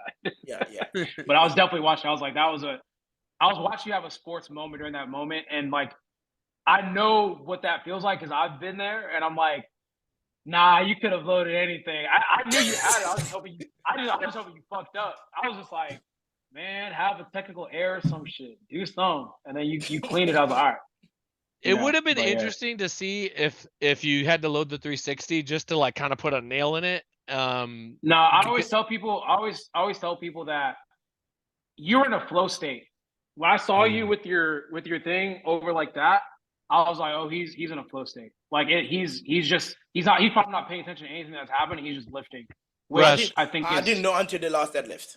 he yeah, was that's what I'm eating saying. And he was eating Yeah. fucking rations. Do you know what rations are? It's like a block of calories. It's just like a fucking looks like an eraser with calories. I was like, this man yeah, is ready But to it was suffer just like for it was, this. That's literally just one Kedrick. of those- Kedrick is trying Yeah, everything. yeah. it was just one of those moments as an athlete. Like you could have put anything on the bar, like in a joking manner. You could have put 400 kilos on the bar, and he probably just would have lifted it. It's just like one of those things where the body and mind is just It was just a moving as day, one, man. and it just If it's your day, it's your day. So you can't really quantify those moments, because I know people will say, oh, if Russ had this, or if Jurins had 2.5, but it doesn't matter. Do you know what I mean? It was just a the Jurins moment, This was the real. moment, the moment, So, the moment was yeah. moment, and whatever was supposed to happen was gonna happen. Like if you needed an extra like 15 kilos, it was just gonna happen. That's And why I think Joey, I think Joe will appreciate this. There's a what this reminds me of is Israel Adesanya and Alex Pereira. When Yes, Israel bro. lost, Israel had a very famous quote where he said, "Sometimes at the top athlete, you're living the dream, but there's a time when it comes for you to realize you're inside someone else's dream at that moment, Yeah. and Oh, you just need to step back and accept Yeah. it." Because everyone Yeah. else has their own dreams, so it's up to you to fight back for what you want later. This moment but yeah. reminds me of, it almost reminds me of, I remember 2016, John Hack against Gibbs. I remember John had completed his third deadlift. It was hard, finished. Gibbs is going up. I believe 727 is on the bar. And I'm thinking to myself, I'm standing with John in the back. I didn't even want to go near the fucking platform. I'm looking at the screen. I'm in the back with Ryan Doris. Russ, I don't know if you remember Ryan Doris. And I'm in the back and I'm looking I at do. the screen and I see Gibbs going and I'm thinking to myself, you know what, man? We fucking did there is no stone unturned. Whatever happens with this deadlift, whatever that result is, I have to live with it and I accept it because I know that I got everything out of John. He almost died. You know what I mean? And I saw that deadlift actually. bro, I see Yeah. Gibbs go up there and he pulls it and it flies off the ground and I'm like, fuck. But then it gets stuck on his legs and he can't complete it. And he puts it down and I'm kind of like trying to register what just happened. There was this it was some Arabic news team that was in the back. I have a video of it. And they start jumping on us. Ah, you guys did it. Because Gibbs was like that mythical guy. He was just like, Gibbs can't He's lose. always been, he's always been a God. mythical guy. Like, he can't lose. So the fact that happened, and then John comes over to me and we jump, and John showed emotion, and he never shows emotion. He's so flat. And I'm just thinking to myself, you know, this sport, it gives, it's not even a take. It just, you're going to get the result you want. Sometimes you're going to fall just short. And it's truly what makes the sport good. And I hope to all the little junior lifters watching that you do everything you can to experience these kind of moments, because it's why do we do this? Why do we do this? Right? Like, to look back on those moments, Mo, no one can take away from you the fact that you got to walk on that Sheffield stage and Oh, they've experience tried. that. I've been on this podcast long enough. Hey, it was brutal. Bro, I thought you added a significant amount of just like energy to that moment, that showmanship. You embodied that, and you made a difference in that way. You inspired people out there. You know what I mean? And that is the great thing about this sport. And I'm so happy and fucking thankful that Russ is finally over here. And I know, like, he got into Sheffield by every day. I was like, Are the 93s I gonna kick him I know. out? No, no, no. Flex every day. Flex will be like, "Do you think Russ is gonna make it?" I was like, "Mate, calm down. He will make it. He will make it." When the No, 93 my came on, I God. was like, "Oh man, that last deadlift. Let's watch it." Like, Bro, it was so crazy. Like it was meant to be. It was meant to be, yeah, man. It was meant to be, and that's what I'm so thankful for it. I'm just so happy that this gets to happen. At the end of the day, it's like you guys are pushing this shit to the next level, and I don't know if there could have been another country at like opposite of us that would.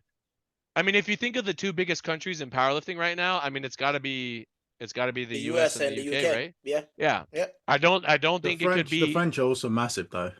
No, In terms of like, no, the Yeah, yeah, French yeah, in yeah. had terms of shoot. viewership and the consuming of powerlifting, I think Yeah, that's like big. one of We'll give the France too. We'll what give France. if one thing I'll tell you, Ross, is brush up on your French a little bit, Yeah, because the French are powerlifting hungry. It's insane.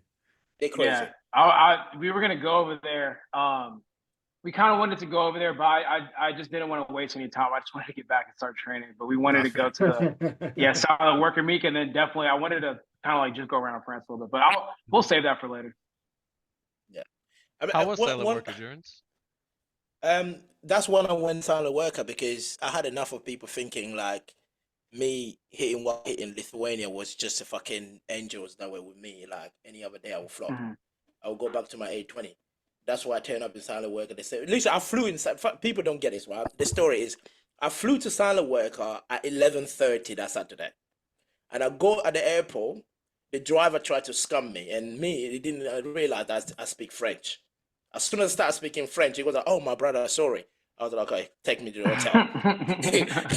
He took me to the hotel, and I said to Pana, "I need to sleep." I took a 4 hours nap. I woke up, brushed my teeth, I went and weigh in, and I was on the platform. And after the meet finished, Pana said, "How the fuck did you do that?" I was like, "I'm a bushman, man. What do you expect?" Come on.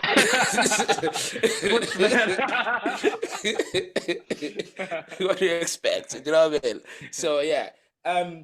So Russ, again, Sheffield's coming, Flex is here. Again, as I said, like, of course you guys can say, "Oh no, it's fine, we'll take it." What's the plan leading to Sheffield? Is he just going up against You see how Jurins, Jurins asked that as well. If you haven't is- clocked, Jurins has been placed in keynotes. He went, "I'm happy for the crowd to boo at Sheffield." Like, just go along. yeah, I'm happy for them to do that. So the plan is he because there's one thing, right? Let me just before I put my question there, let me just put it straight out there for the listeners. Jurins and Russ match at Sheffield is second to none. That's why it's selling Sheffield, right? People want to see that. People want to see what's next when Jurins is firing at all cylinders and Russ comes in and firing at all cylinders. Who's gonna come on top? That's great. That's fantastic. But my mindset as a lifter, yes, I love the fact that I'm going up against Russ. Again, I'm the one that's gonna own that a bit. Look, I went up against Russ twice. Right? Whatever happened, it's me, nobody else. But let not forget, this is what I said yesterday. Let not forget there's 10 other men out there. Me and Russ can go there and eat each other and end up being 12 and 11th. How that makes that's a matter. Do you know what I mean? Yeah. So we Do you can mean go in there that think like, sense? yeah, The plan in in that that sense. sense? Yeah, that's what I'm saying. What's the plan in that sense? I mean, me personally, I mean- think go ahead, go ahead. Just be our best. Like that's literally He has to be the it. best I think it's AV3 just like Yeah. no, it's just I mean it's not like there's like a secret plan. It's just be our best. Like literally just plan to be our best. It's not like a complicated route. There's no like hidden agenda. It's just show up and be the best version of yourself, plain and simple. And we're just doing it on the biggest platform that's available to us. It's not like we're trying to hide anything or we're like tweaking stuff in the lab. It's no, take care of your variables, make sure you're doing what you have to do, show up and be the best version of yourself that you be. And then what happens after that, it happens. I can't control what you do. I can't control what other competitors do, but I can control what I do. So, every day I'm trying to stay dedicated to January 28th or 25th, whenever that exact date is. So 26. Yeah, 26. That's it. There's no special formula. I don't know what Joey could say to make it any different, but literally just be No, the I mean, I best think it's version of just ourselves. just doubling down on doing the simple things right, and you know, like he said, if Jesus comes in and I have other lifters too that have to do well, and Yeah, I you want are to push fucked, man. everybody. You are fucked. I'm, You are I, Of course. fucked. When if you're talking about I the will say, backroom experience in Sheffield, your bro, experience is unique to you. I'm Like, actually the most like I'm usually very like smiley and happy and stuff, but like at that meet I'm just like fuck, like I gotta go here, I gotta go there, I gotta go here, and I'm like, you'll see me like, I gotta get shit done. But I will say that for that meet, it is infinite. It is way harder than Worlds because I have everybody at the same time. But that's why you just do a lot of preparation. I delegate handlers and make sure that I can like we good, and I'm just going around. I'm obviously with certain situations I try to like I gotta be hands on for this one. Um, I'm trying to see. I need to wait till the wild cards are announced, but I would like to get like I'm gonna have me and my brother assigned to Russ, and that's that. Like we're like that's getting handled. Wow, so you're just gonna Um, desert Jesus. Fair enough. Go no, on. no, no, no, no, no, no. I have Mikey there. I have Grant there, and Oh, you we do have to match plan up. B for Jesus. Plan B for Jesus. Plan No, A for us. Okay. Jesus. I want to obviously like, bro. If he Jesus has a. Here's the thing: you guys could go crazy and kill each other, but Jesus, because he's the big man, has an opportunity you got the for the last only thing deadlift. people fucking think about after that meet is this man Jesus squatted like 1 billion pounds and like, Yeah. he broke. Jesus has an opportunity to break the wrapped, untested super heavyweight world record. Like, what are we talking about? We'll save that to the side, and obviously I gotta make sure Jesus is on point for that. But my whole thing is my plan for that is we can't control all the other weight classes. I think you two pushing each other. Like if Perkins comes in and hits fucking 860, good job, Perkins. You're supposed to do that. That's the meet that you needed to do. What needs to not happen is Perkins out totaling the 83. So we need to make sure both of you motherfuckers make that shit doesn't fucking happen. Listen, let's move on from that. Carry on. Just Yeah, carry let's on. let's next topic. Let's see how it goes. Yeah. Let's see how it goes. Yeah. Next topic, next question. Next question. Yeah, At the end of that's the the day, question. Go ahead. Yeah. Oh, days. at the end I've of got the an day, interesting That- one. go ahead, Mo. Go ahead. I've got an interesting one for Ross because again, Ross fan from the beginning. You're an anime boy, right? I wouldn't say you're deep in. You're not deep like clued in, but I think you're an anime boy. How's that experience been? Because obviously you've gone from the stage where people look at you weird when you're watching anime powerlifting back then, and now it's the whole era of a lot of the guys I who gotta get into jump in anime. after this. A lot of people get into powerlifting now actually do watch anime, and now there's kind of like a Yeah. little twist happening where now it's like people are now going on the anime boys and referencing anime in the powerlifting. So what's Jurins that fucking journey hates like for this. you? Jurins watches What- anime, but his Dragon Ball and Espin is like No, Real I Housewives of don't. Atlanta. That's pretty much it. I don't watch hentais. I don't do that. I just Yeah. watch No, no, it's been interesting, man, because I've been into anime since I was in high school. So like, or just my whole life actually. And we always got. I wasn't like super deep in the community to where like I'd get bullied for it and made fun of it, but like I'll be watching the kids getting bullied and made fun of for. I'm like, damn, I'll be watching that shit too, like but I didn't want to say nothing, but like I'll be watching it too, and I was super heavy onto it. No, it's been very interesting, and I think it's cool too because you can make a lot of parallels from anime. So there's a lot of different arcs that you go through in life that you could relate to a lot of different characters. So for context, my favorite anime of all time is Naruto. It caught me at that development stage in my life where my memories will just always be tied to it.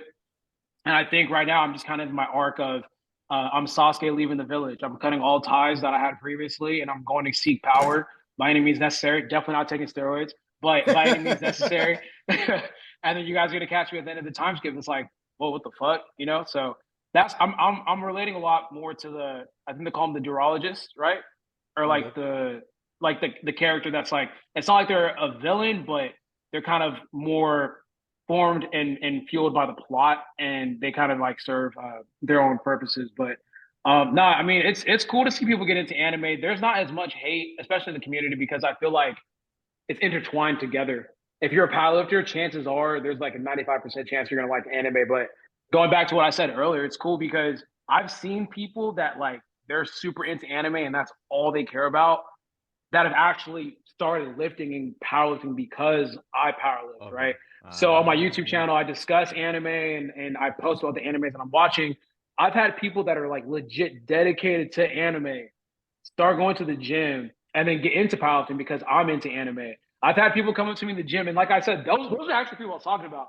They look like they would never in their life do anything weight related, gym related, but because I watch anime, they're like, oh, like that he likes Naruto, he likes JJK, he likes this. He goes to the gym. I'm gonna try it out, and and I've never really been geeked out by people. I don't know if you guys actually, because I'm like entrenched. I watch the breakdown. I watch the YouTube channels that break it down, all that kind of stuff. I don't know if you guys know who Swag Kage is. I don't know Swag Kage is. I think a little bit. I'm not into the YouTube breakdown section. I just watch. That's all I do. He's probably one of the biggest anime content creators on YouTube. He follows me on Twitter. There's another guy named fuck man, I'm forgetting his name. He does a lot of anime content. Fuck man, what's his name? I just missed it. But he follows me on Instagram. We connect on Instagram. King Vader fucks with me. He used to do like a lot of anime content. And it's weird because I'm like, oh, this guy fucks with me. Like that's what I'm happy about, And there's like one other guy too. Oh, people from the RDC world. They know who I am and fuck with me, which is super cool.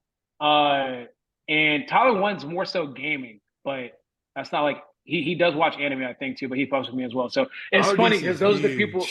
Yeah, and they buy stuff from my store and all that kind of stuff, and I'm like, bro, no fucking way. So that's cool.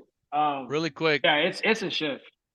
Mo, to kind of tie that in since you brought it up, I was listening to that show where they like take two characters from opposite worlds and they have them fight.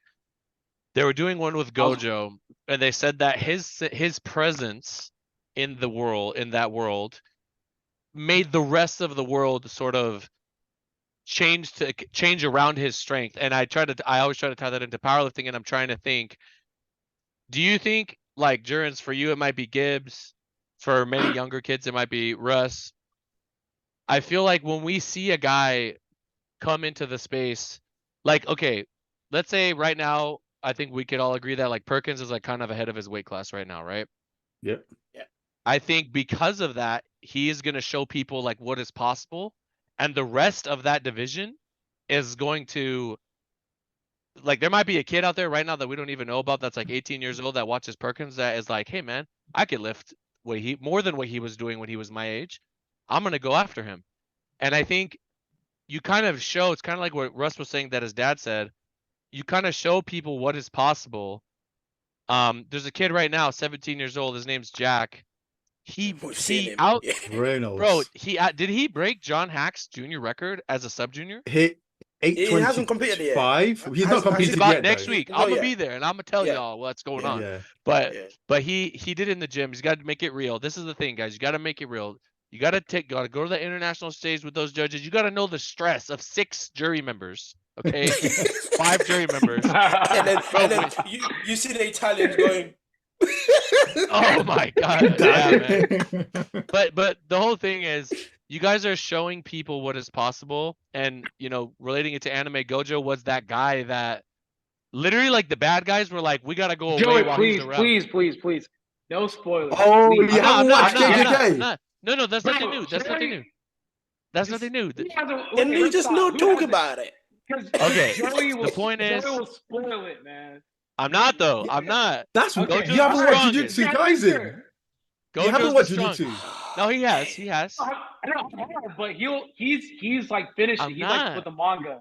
Oh, No, you're on the no, manga. okay. Oh, nah. I'm not spoiling nothing. I'm not spoiling nothing. Okay, It it is universally known that Gojo is the strongest, and the rest of the world has to kind of operate under the premise that he's the strongest.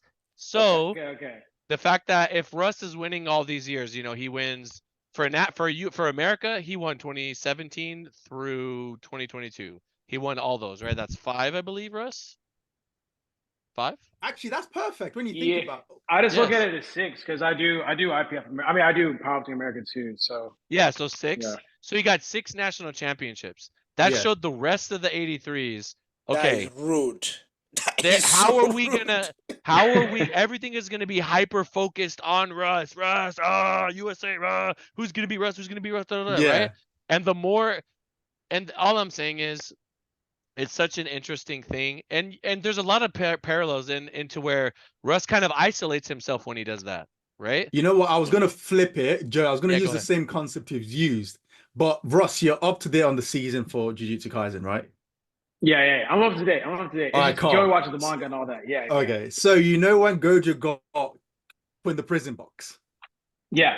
Yes. and got separated, and everyone in the academy in Jujutsu world had to level up because Yeah, now Yes. there's the pressure. Joey's gone. Okay. Jojo's That's gone. actually, That's so good, Mo. That's a good one. Jojo's That's gone, good. but everyone Okay. needs to level up because everyone's constantly referencing you're losing, and if Jojo was here, he would sort it out.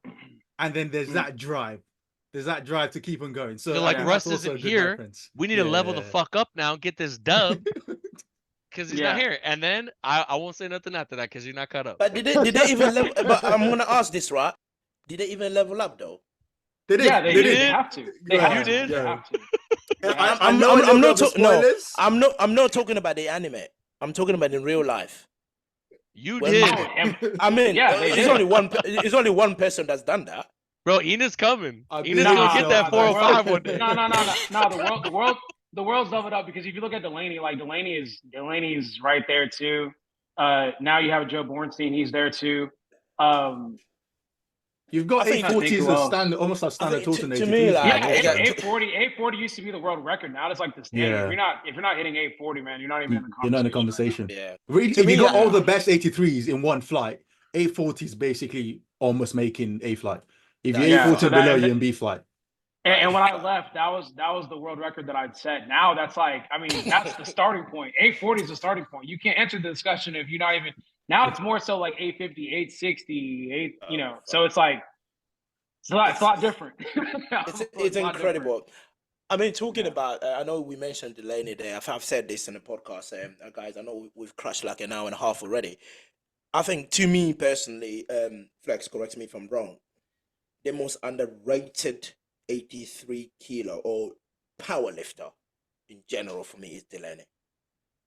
He's I think so he is. underrated because, to I me, agree. like, yes, Russ was away for 5 years. He was still the undisputed champion. He was still the best power lifter in our generation because he set a record that we couldn't hit. Right? The record was there. We were still chasing that. But to me, I think I've said this in the podcast before. You know, Delaney won 2 world championship. You can only beat what you're presented to. You're presented with. Yeah. Do you know what I mean? There's nothing you can do. He was given a shitty lifters like myself and Anna. We couldn't do nothing, and he beat us 2 years in a row. And he went to and represented us on that Sheffield platform twice. I said to people, if Russ did not have the presence that he has in terms of the platform and what he's done in terms of the powerlifting, bringing people in and then making the sport big as it is, I would probably put Delaney ahead of Russ in terms of achievement. You know, international. On that stage. Yeah. On that stage, he's done that. So that's what, to me, is one of the most underrated powerlifter I've ever seen. You know what I mean? Even like It's I think it's gone. he's just a victim of what's around him, right? Every time Delaney wins, people are gonna say, "Oh, Russ wasn't there," right? Like, okay, from our nationals, by the way, is going to be a bloodbath, right? I'm glad I'm not American. Yeah. It's going to be a bloodbath.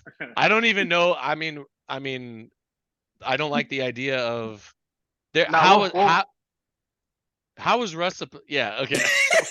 Damn, man. Bro, The whole thing is. Bro, be getting too comfortable, bro. The whole thing is, well, bro. I mean, Jurins, for the UK, when is your nationals? November. Oh Damn. man, you guys. I'm in a fucked up position than Russ is, believe me. Because you're not in a he's fucked got up position, man. Calm down. What do you mean? If I do nationals in November and I go, you're not Sheffield, doing nationals. See, I'm not. But then doing what's national. so then What what's about going to if I do? happen? So then what's going to happen Don't do in it. terms of your world selection? I'm fucked. He just goes, oh, fuck. What's your other 83? Right. What's your other 83 for I UK? mean, you know, who's I good? did. Ade, Yeah. The Yeah. little pocket monster. yeah, Ade has got What? 860. I mean, I think what he's competing in the next 2 weeks. He has got 860, 870 in him. Do you know what I mean? If he can get things right, I'm fucked. That's what I'm saying. Honestly, everybody like the talent pool is so big right now that it's like Yeah.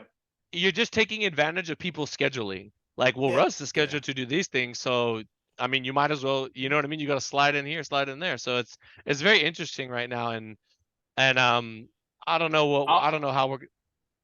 I'll chime in this. I'll chime in this about Delaney. I remember when we competed. We did 2021 nationals, and I had that was 2021 nationals is probably the best that I felt like on the platform outside of 2019. Like, Is it the one that you almost bombed out? No. It's 2 years after. No. It's 2 years Mega after. Naps. No, Mega It Naps. was Mega the one Naps. with Gruden. Mega It was the Naps. one with Gruden. Yeah. Oh, So, Gruden like, was a that- monster too. Yeah, Yeah. Gruden was a problem too, and I felt amazing. Like, I was like, wow, this is a good meet. That was like one of the meets. Joey was like, bro, you could have lifted anything I put on the bar today. His third And was I'm looking crazy, at yeah. I'm looking at the numbers, and I'm like, yeah, who's 20 keys away from me? I'm like, I thought that, because at that meet, I'm pretty sure, like, I was just confident that, it was going to go my way or whatever. But I was like, there's someone that was like 20 keys away from me. I'm like, yo, who's Delaney? He's like, oh, that's like a FLEXX dude. And I was like, what? Because I didn't even like remember. I didn't remember him being on the platform. And I was thinking, I'm like, ugh, that's a problem. Like, that's going to be a problem in the future, because I was just looking at his frame. I'm like, he doesn't even fill out the class fully. Like, I was like, man, once he starts like locking in nutrition wise and all that kind of stuff, he's going to be very comparable. And he ended up being that. And he's someone that I've looked at as a contemporary. I'm like, nah, this guy is capable. This guy's very capable. So yeah, you're right. Like, I do think he's one of the more underrated powerlifters right now that we have in the game, because he does have 2 world titles. And regardless of who was there, it's still 2 world titles. Like, it's difficult to compete on that stage. It's 2 world championships. I mean, not many people can say Yeah. that. Do you know what I mean? And he totaled 857 and a half, right, Joey? Or No, he missed. When? He missed, When? he missed the last deadlift. 842.5, I believe. You talking He about missed the the- last in- meet or talking about Worlds? In Raleigh, he missed the last deadlift on the last Raleigh. bench. His last deadlift would have given him. I think it would have given him. Yeah, and then fucking Joe goes and just pulls over it anyway. So I'm like, well, wouldn't have mattered. Thanks for the closure, which is what Chance just the Mitchell fact- tried to do. Yeah. Yeah, just the fact that he's in that realm, it's like, yeah, man. I mean, like I said, like you said too, he's underrated. I really believe that. I really do believe that. And when people talk about the greatest 83s and that list, they don't even put him in the top 3. I just go like, guys, are you fucking eating sugars or something? What the fuck? Do you know what I It's mean? tough because we have that nostalgia of John and Brett, and that was like the same way that like some of you guys have been watching me and inspired you to start powerlifting. I mean, I watched Brett and Owen and John go at it, and I was like, I want to be on that platform. You know, So, but like, look what's at how crazy? It's such a long, legendary thing. It's just kind of like, I mean, I know. it's kind of tough it's weird to talk about, but it's like we have lifters that are way more accomplished than that now. So, yeah. You look at what they did then, you look at it now, you're thinking, if I hit those numbers, I will be crying every day. Yeah. No offense. I love Gibbs. I love Hack. What they've done is wonderful. We all appreciate that. But yeah, again, you guys mentioned in terms of like Sheffield is all about just being your best self. Just do what you can. Mm-hmm. But there is all these noises coming around in terms of like we heard Bob, it has 20% of potentially not doing it and 80% or so of waiting until Rondell.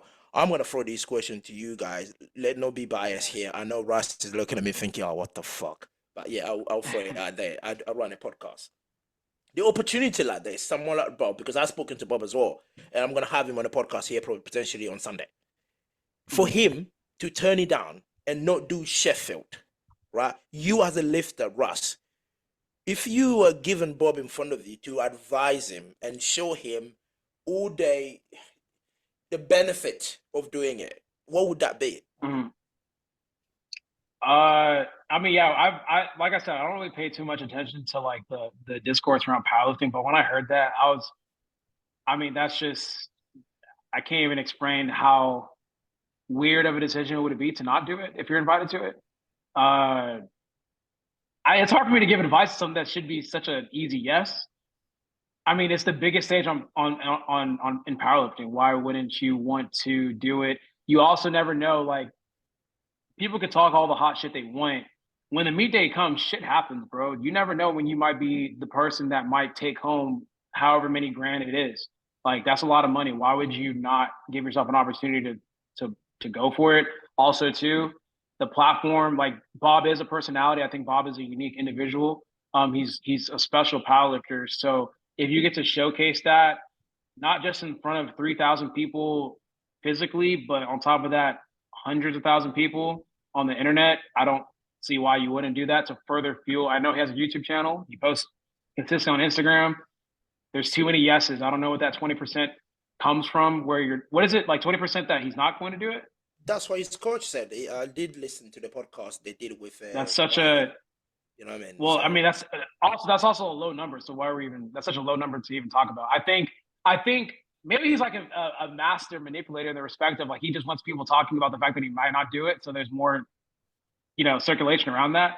But to me, if it's not, if he was saying it's 50% that he doesn't do it, then I would pay more attention to it. But it's only 20, so, like, why are we talking about it? No. 70%. He might Jurins, not do don't, it. you're an investor. You're an Only investor. no, Do the sorry. maths correctly. 80%. He might not do it. 20% only that he will do it. That's a really bad Tripping, decision. isn't it? So really I bad think decision. I understand what's going on. I know what's going on, but it's not my place to speak. But that's a bad decision. I think Bob, if he does have a performance, I mean, look at what he did. He was basically a 105 and he out totaled the 120s. If he says, I don't want to do Sheffield, he's basically saying, what I'm after is bigger than that, and I hold the power, and nobody can kind of force my hand or anything like that. I'll choose my own fate. That's kind of what I'm getting from it. But At the end of the day, what's the big though? What's the big? Yeah, What's big? what's big? What's big? I Because guess Rondell the big. is total. I think- Rondell I is think- totally 1,045. Come on. I'm confused. Wait, sorry, I'm confused. What's Rondell and Bob? What's the? I don't understand. He doesn't. He wants to Sheffield, beat then what? Rondell.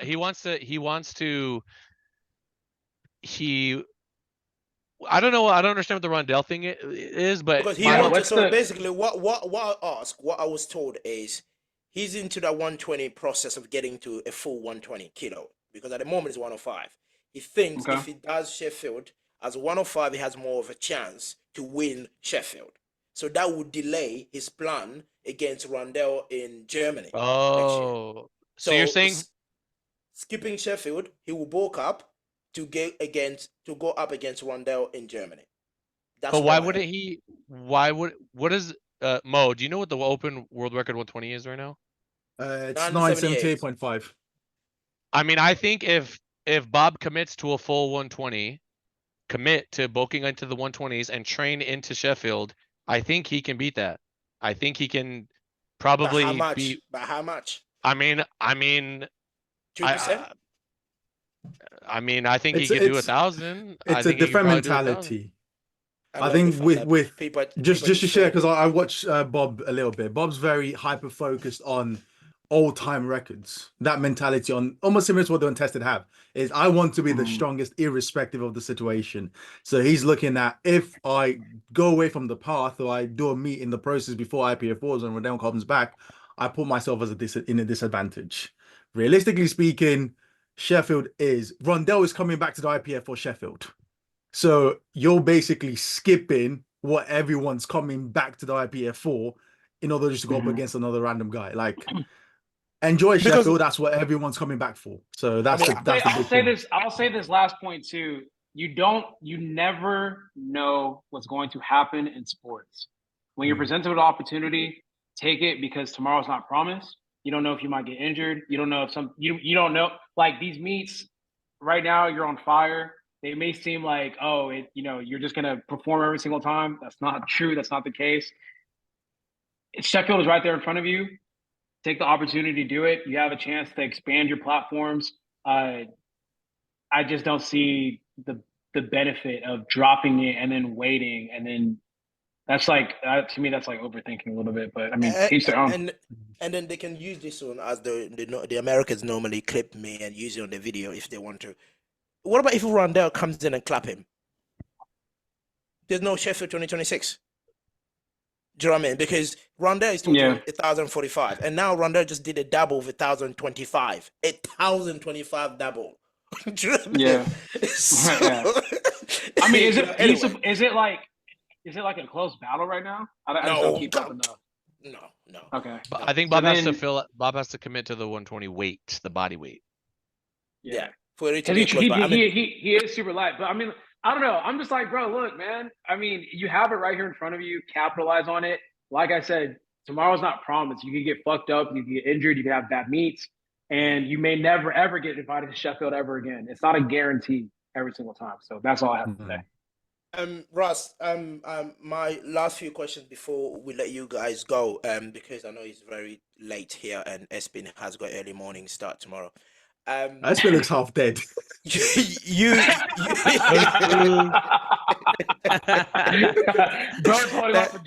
mean, Espin is in front of, Espin is in front of greatness. People that can actually score. By the way, FLEXX can score as well. By the way, FLEXX can score. You know, he can score a lot of way as well. Don't just think. Yo, I watched. I've messaged you, FLEXX. I watched those old videos about the whole pop can methodology and reference in terms of the squat. So that's OG videos right there. Why don't you do that anymore? Do you still train, mate? I'm literally. What's your squat, Jurins? Huh? What's your squat? There's no weight class in the jungle. Okay, 315, 15 in the gym. Go on. No, I mean I'm. Go ahead. Mo's good. I saw FLEXX. Those Italian pictures have done a very number on you on that down side of your body. So I'm asking that. Are you still squatting? I am training. I'm dealing with some just some health problems, and I'm just getting through it. And but I train every day. I train every single day. I get my steps every single day. I am very much doing everything that I can. For those that don't know this, I actually wanted to compete at the RUSS was gonna have that second meet. I really wanted to do that meet, but my body just didn't let me. So, but it's all good. We're moving in the right direction. Get there, train again. Literally, we all gonna wait until 4 a.m. in the morning to watch it, because I always believe, right, when you guys preach all these things, you need to practice it.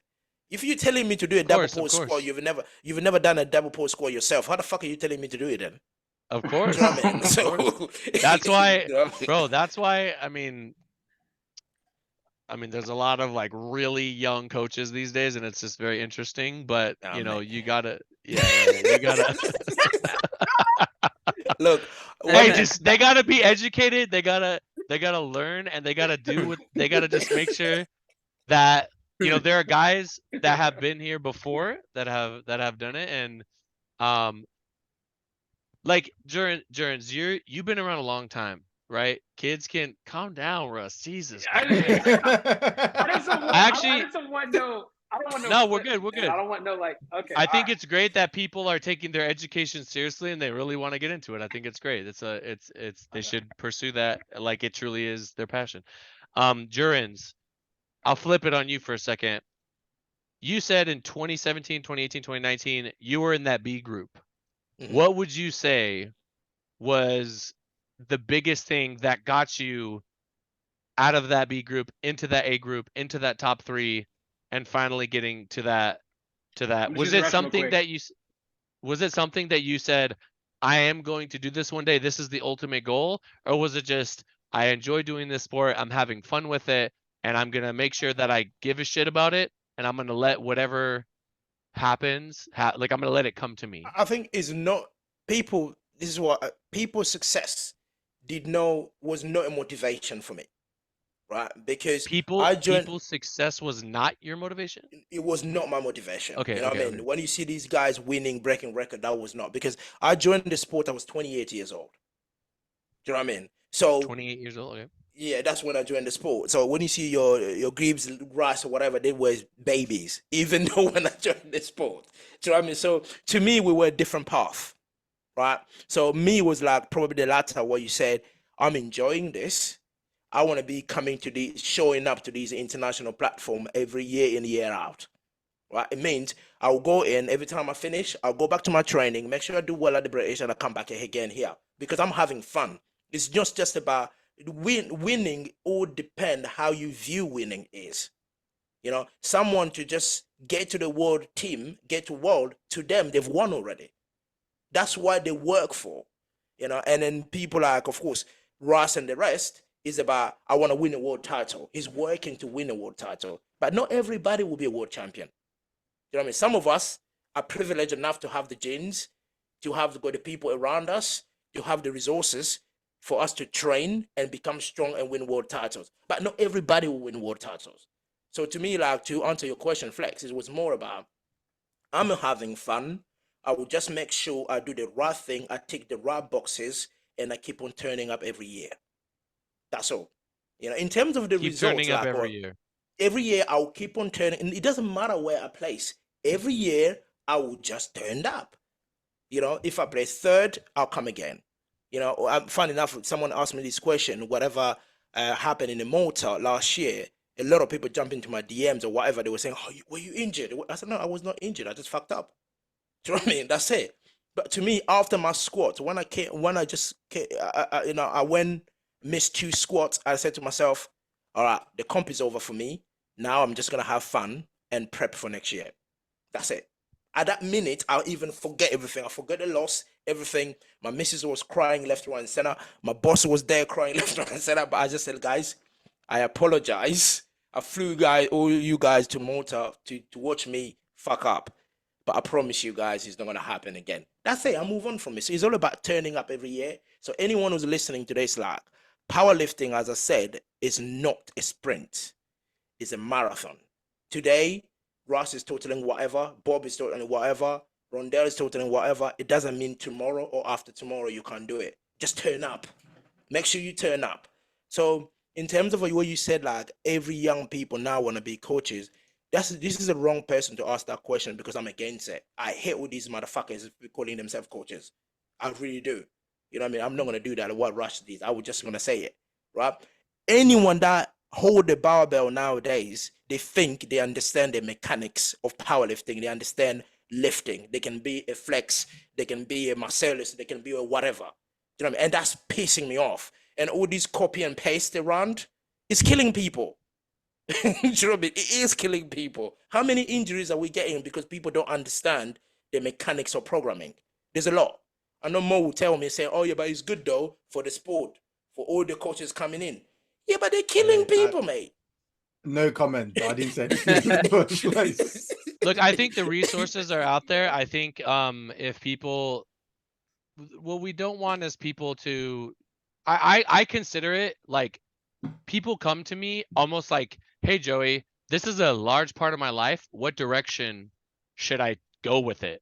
Right? We talked about when Russ stayed in the USAPL, and I had all the other lifters move over to Powerlifting America because I wanted them to pursue the IPF. I think, Russ, you can agree that was a major life decision that as a coach, mentor, whatever I am, I have to provide my experience and use my foresight to lay out the best path forward for you. Would you agree? That's all that I'm saying. So when you take on the responsibility of being a coach, do you okay, this last year Sonito became world champion, and I know you're probably gonna have her on, unless you already had her on already. I think you already had her on, right? Jurins? Yes, I did. Yeah, I did. Yeah. Yes. I took her success personal.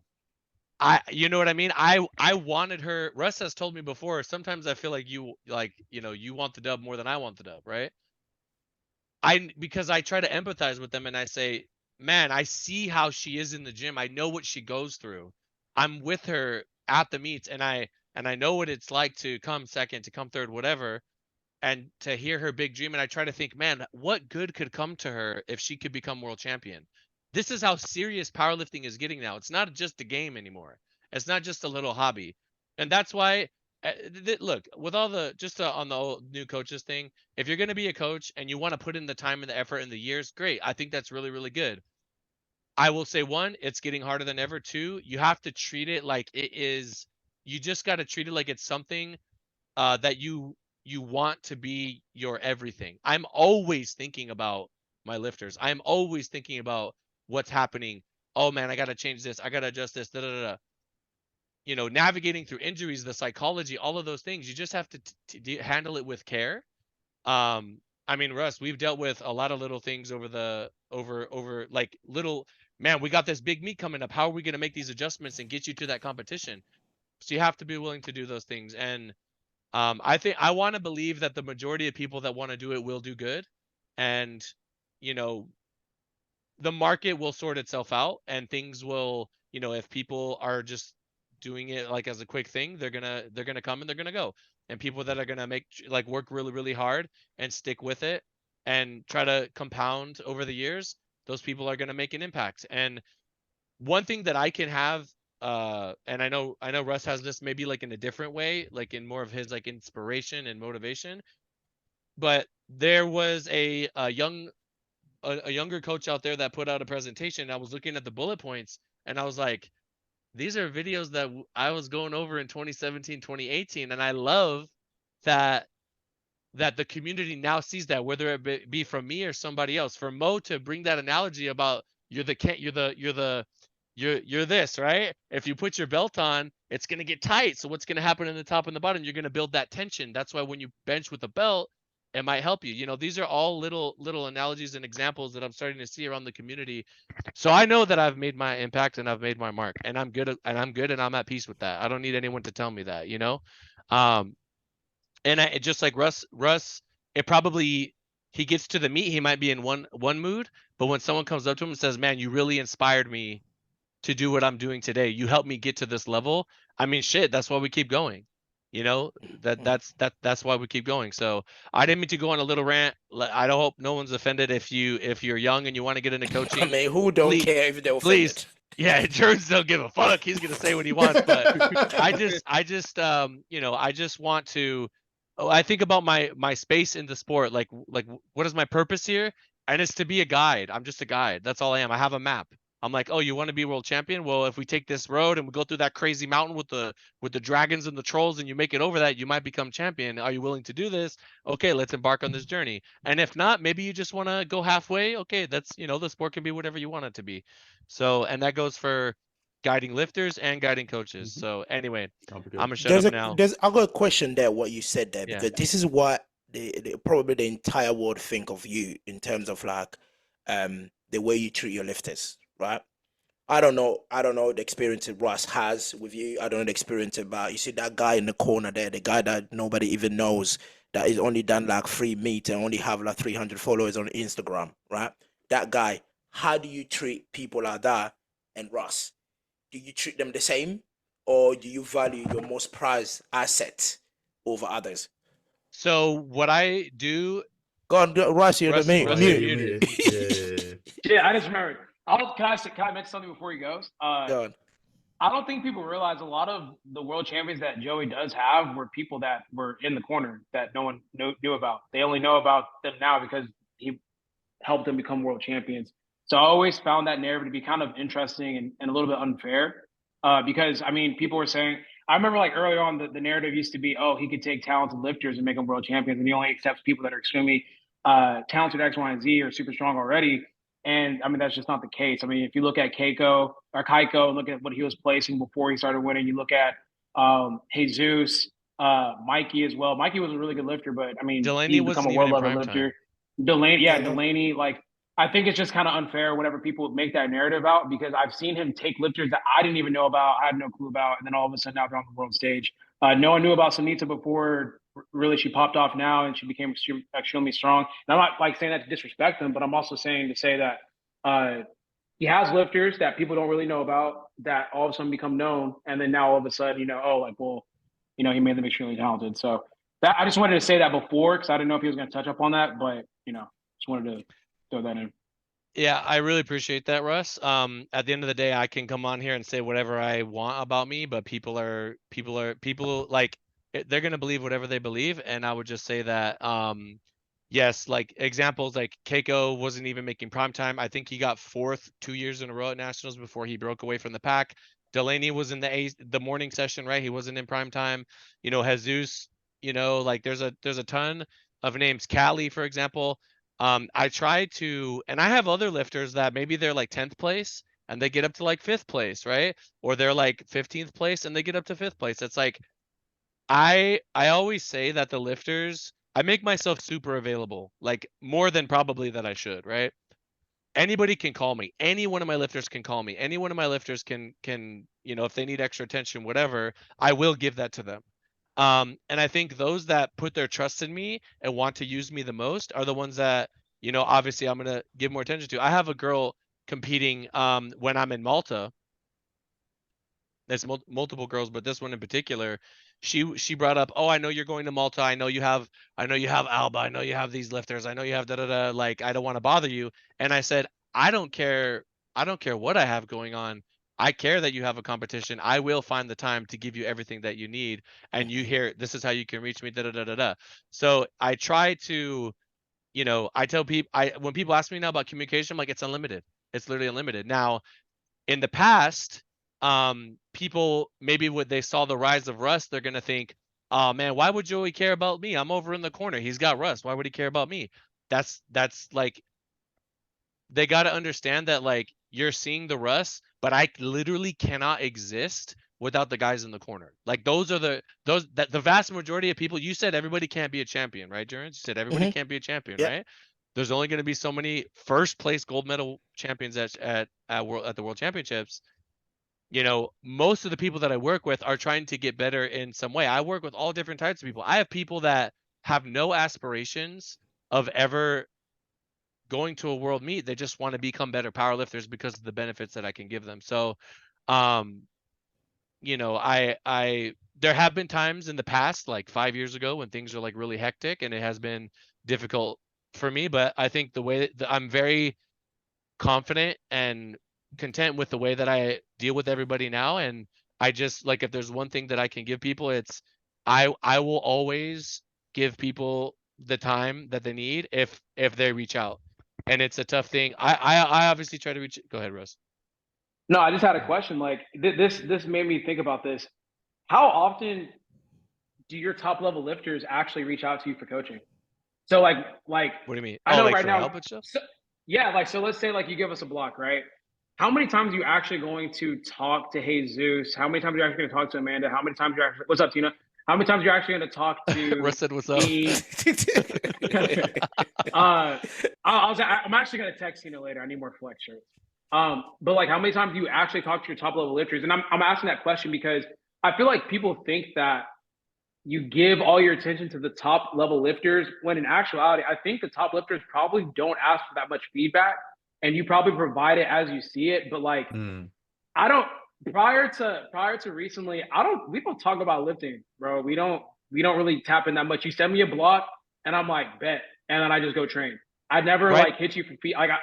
Yeah. But right now it's a little bit different because like we're logged in. So I send you stuff every day, but we're not. I just wanted to ask you, like, how much do you actually tap into your top level lifters versus like the lifters that need a little bit more attention? It's whenever they send me their videos in, I'll say this: working with like you, Keiko, Amanda, Sonita, all of that. I mean, right now, you and I, we're working on some little things here and there. There's a little bit more like day to day, like little fine tuning stuff, right? Yeah. With Keiko as well, because I want to make sure that we can get him back to the platform. You know, he sends me his videos whenever he trains. Jesus sends me his videos, but if Jesus goes in on a deload bench day, you know, I don't need it's not as much as where if I have somebody brand new, I'm going to have to give them even more attention because I need to make sure that they understand my system and they understand our communication and how those things work. And over time you start to understand people better and you know, like, I'm like, okay, you know, this lifter's getting to this part of the training, I kind of need to be on it. Alba, for example, she competes at a high level. She's been with me for many years. Her personality type is she is going to give me everything, every single training, every single how she's feeling, all of that. That's how she is. With Callie, if I know we're coasting right now, he might not like send in a chill squat day, but I'll hit him up. And I have this little clock in my head. I also have my notes where if a day or two goes by and I haven't heard from someone, I'm gonna be like, hey, what's going on? But yeah, I mean, I definitely think that the more experienced lifters, it's a different level of attention in terms of what needs to be adjusted and moved, versus somebody who's brand new that you are fine tuning. You're trying to figure things out. If something's working well, you want to make sure that it continues to work well, and that is easier than trying to find the best combination of things. But yeah, that's pretty much that. And I mean, yeah, I mean, Jurins, let me know, like, is Christian bugging you every day, or are you pretty much like, bro, I'll bother you when I need some? I'm the worst person to coach, mate. Christian you can tell already. I'm the worst person to coach. Christian probably is asking himself, what the fuck have I done? Literally, I'm the worst person to coach. So But you're still training? like, yes. So Yeah. the thing is, like, when I said I'm the worst person to coach, is I have got this African mentality in me, right? In terms of like, when Christian writes a program for me, you know, sometimes when you put ranges, I don't understand why coaches put ranges on people. You have got an understanding of it, but me as a lifter, I'm thinking like, is this motherfucker just trying to say I'm weak today? Fuck you, I'm not. I always go on that top range. So now, like, he's just saying this fucker is just gonna kill himself. Just imagine, like, I mean, I thought you were gonna say I gave Russ a range the other day. No, because the thing is like, because it's hard as a lift. I was thinking about this too when I was training. I'm like, bro, it is so difficult. Like Joey has a way of speaking to me, and he'll be like, you know, do this, but if you by happen chance to feel this, then maybe you could go up to this. I'm already manipulating my brain to be like, he went over that. Like this. He went over the top. Because the thing is, right. I don't know about you, Russ, but my training, my entire week on Sunday, because I don't train, after I do everything like family stuff, I sit down on my sofa around 7 o'clock. I go through my entire week training in my head. All my 5 full days, I've done it already on Sunday. So when that day comes, he will be messaging me, like, oh, by the way, I did tweak today. I was like, fuck off. I'm not even gonna look at it. I'm just gonna do what you wrote there. That's what I'm doing. It's like, no, like for instance, like, yeah, this body man here now is pushing his squat again. I have to push my bench, right? So we said like we're gonna hold our bench a little bit. But when I saw what's your beef with bald people? Yeah, because Russ is bald. You know, what's your beef? and FLEXX. You can feel the bench in its entirety. That's what the funny thing is, like, and of course Russ is honest with his lift, right? He doesn't hard lift or whatever. And then I would look at Russ pushing squat, and then now Russ is squatting on heels, and I was like, oh fuck, I need a bench now. Oh fuck, I need a bench. I need to bench 195, 200. And Christian goes, okay, we need to tweak bench. I was like, oh shit. I know I need a bench, but I already like done it. Come on. Do you know what I mean? You already mentally knew you're like thinking like, okay, so when I go in, I'm gonna push a little bit harder, or like I know what you're talking about. I know. Yeah. Literally, like sometimes like there's one thing about me as well. This is a little bit like jungle mode. I'll get in the gym. They will say like, well, 3 sets of 8 on a high bar. I've never done high bar in my life. Never done high bar. 3 sets of 8 high bar, baby. Right. Let's go. So I'll be doing my high bar with like 225 or 230, and after the 3rd set, I'll be like, ah, shit, probably Russ has done 5. So let me add one more. No, I used to do that. I know exactly what you're talking about. I used to do that. Yeah. I remember when me and Sean were going back and forth. We used to do that a lot. They would look at what they hit on post, and then they would just do it, but like with 5 more pounds. Like, I mean, the thing is, like, I'm the worst person to coach because, again, I said, FLEXX is like me and Christian is I ask a lot of questions, even though I've been in the sport for this many years, 8 years or so. I understand my body, I understand how things works, I understand why you prescribe and all of that, but I pretty much intend to ask a lot of questions probably that I know the answer to, but I pay you for this, mate. I don't give a fuck. I was gonna say it's all back to the money. Jurins is making you have to work. I mean, so you need to answer. Because there's no I pay you for the block and that's it. My point is like, don't let my brain work and answer this question when I pay for it. Yeah. No, even Kedrick, you know, my nutrition. And when I have a Oh, question, ask him. I Ask know. that I asked the question. I was like, look, why do I have to do this? You know, and even Christian, when he wrote me a blog, that's what I was saying, like, Flex, sometimes you need to preach, you need to do what you preach. When Christian wrote me a blog, I asked question like, have you done this yourself before?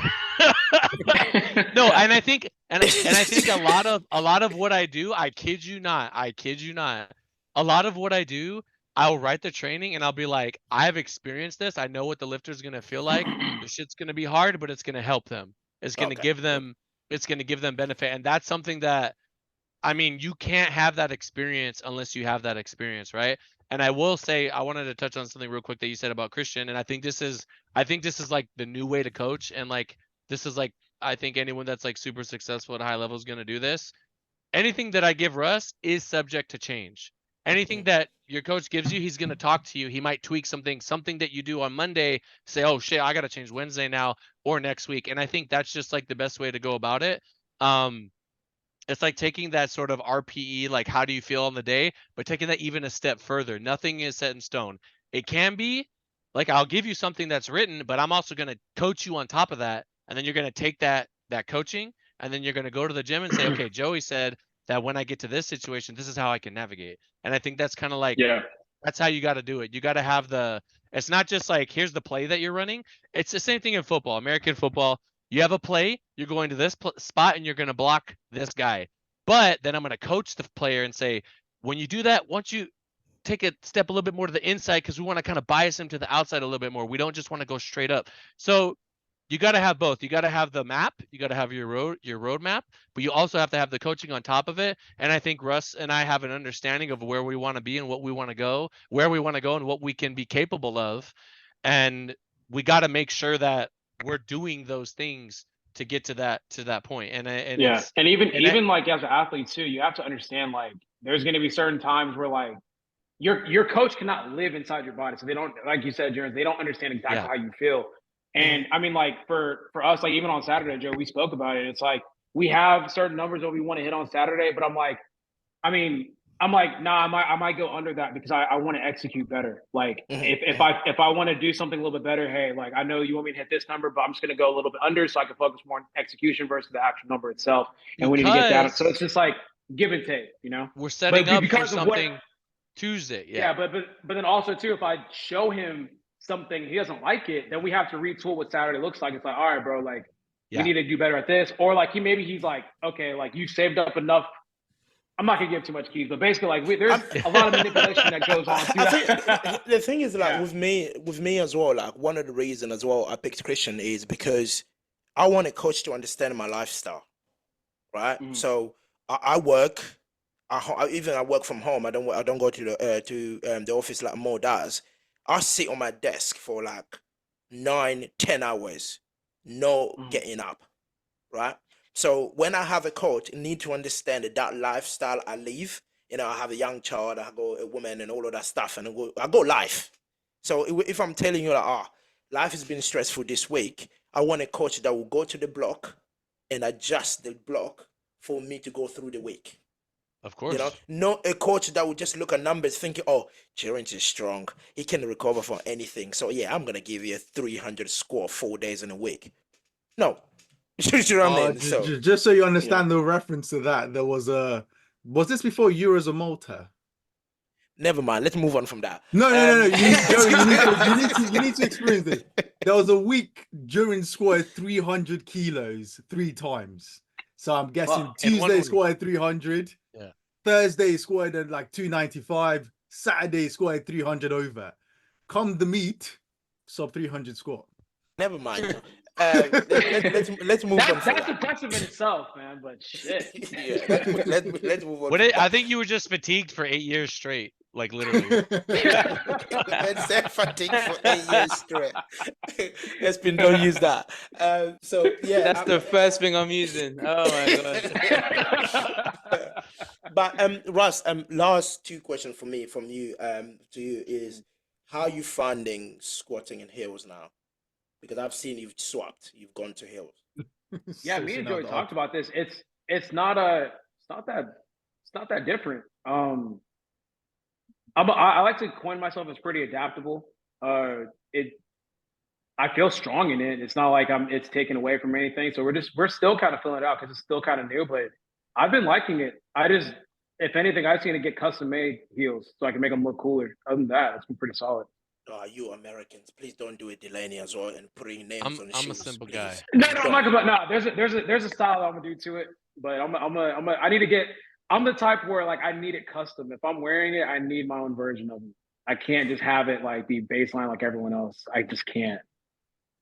I mean, at least okay. And then what we know is the next thing you see, we'll have this wave on social media. People start lifting with the like when Sean start lifting with glasses, the whole world start lifting with glasses. Sean start That throwing was his a hand before the deadlift. Everyone start fucking killing mosquito in front of the bar. Do you know what I mean? I'm thinking like, what the hell? glasses wave.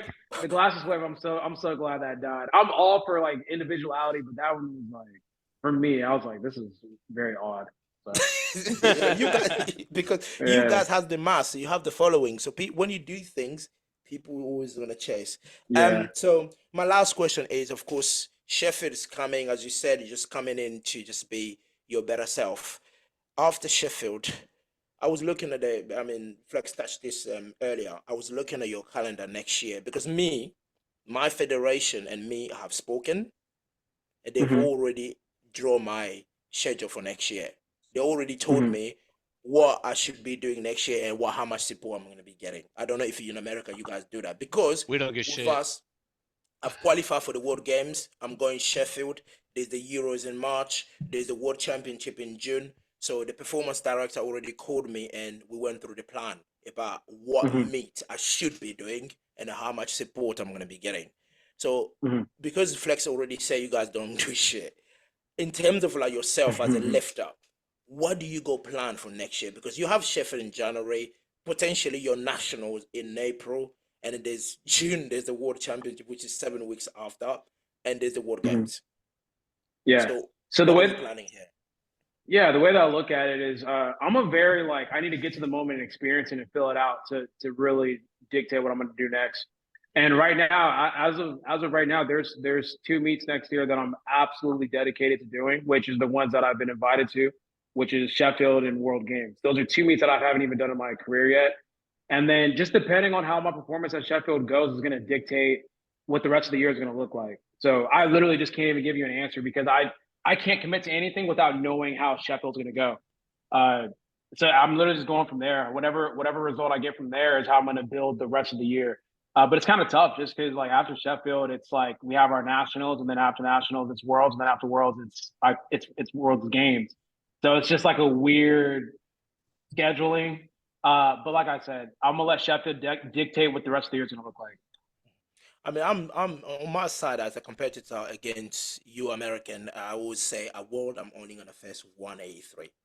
I'm glad. Mhm. I don't care. I don't Yes. care about what America is bringing. Only one of you guys I'm gonna face. Yeah, You know what I mean? and that's so, So and it sucks too because now the talent pool is really really it has impressive. So grown it's like, massively. And the thing yeah, when I look at the schedule for next year, I was literally sitting on my sofa. Literally, I lit my cigar and I had my glass of whiskey, and I was like, "Thank Lord, world is 7 weeks after the nationals. So these guys gonna kill each yeah, other.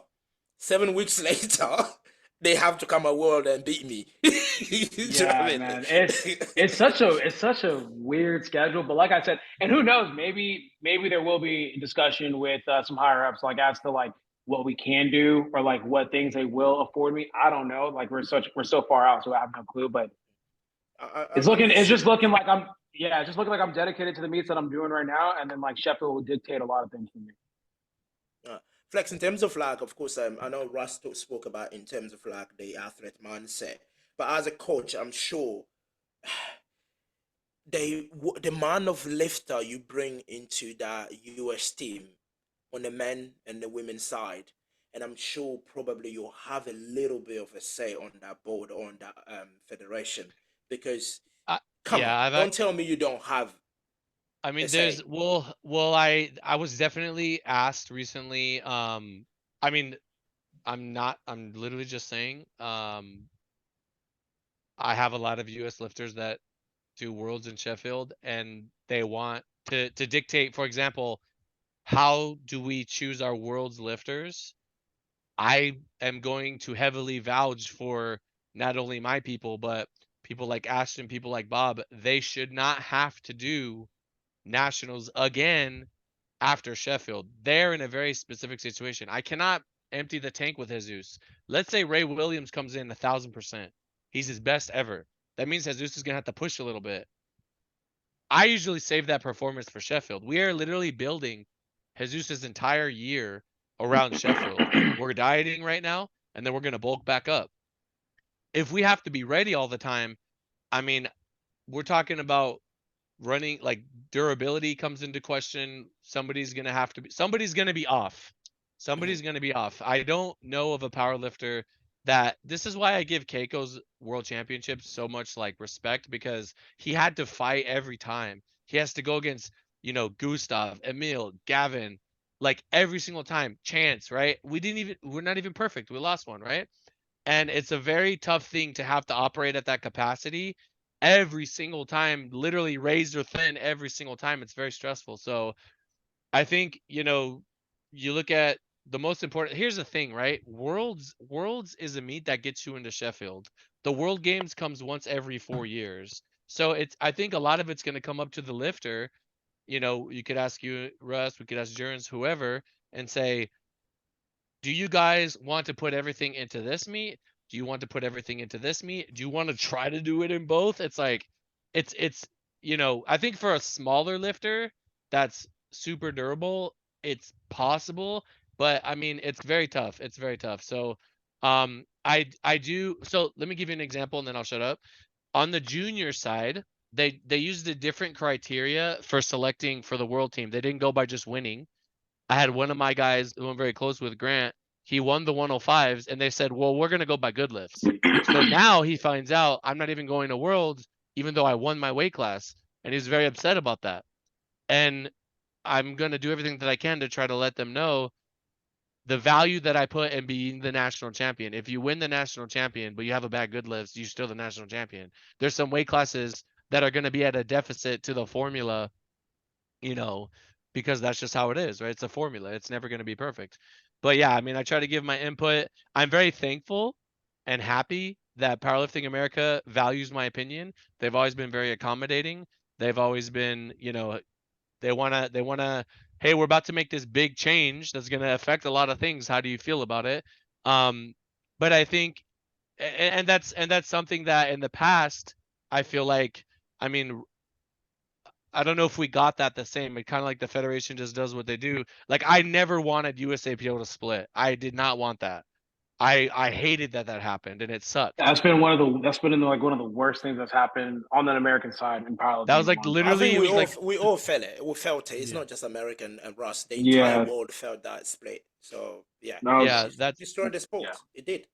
Dude, it was like, I do, and by me choosing to stay with the IPF for the most part, of course I coach lifters everywhere, but I was seen as like you're like turning your back on us, and it's like, no, I'm not. I'm just vouching. I'm helping my lifters go to where I feel they can receive the most opportunity.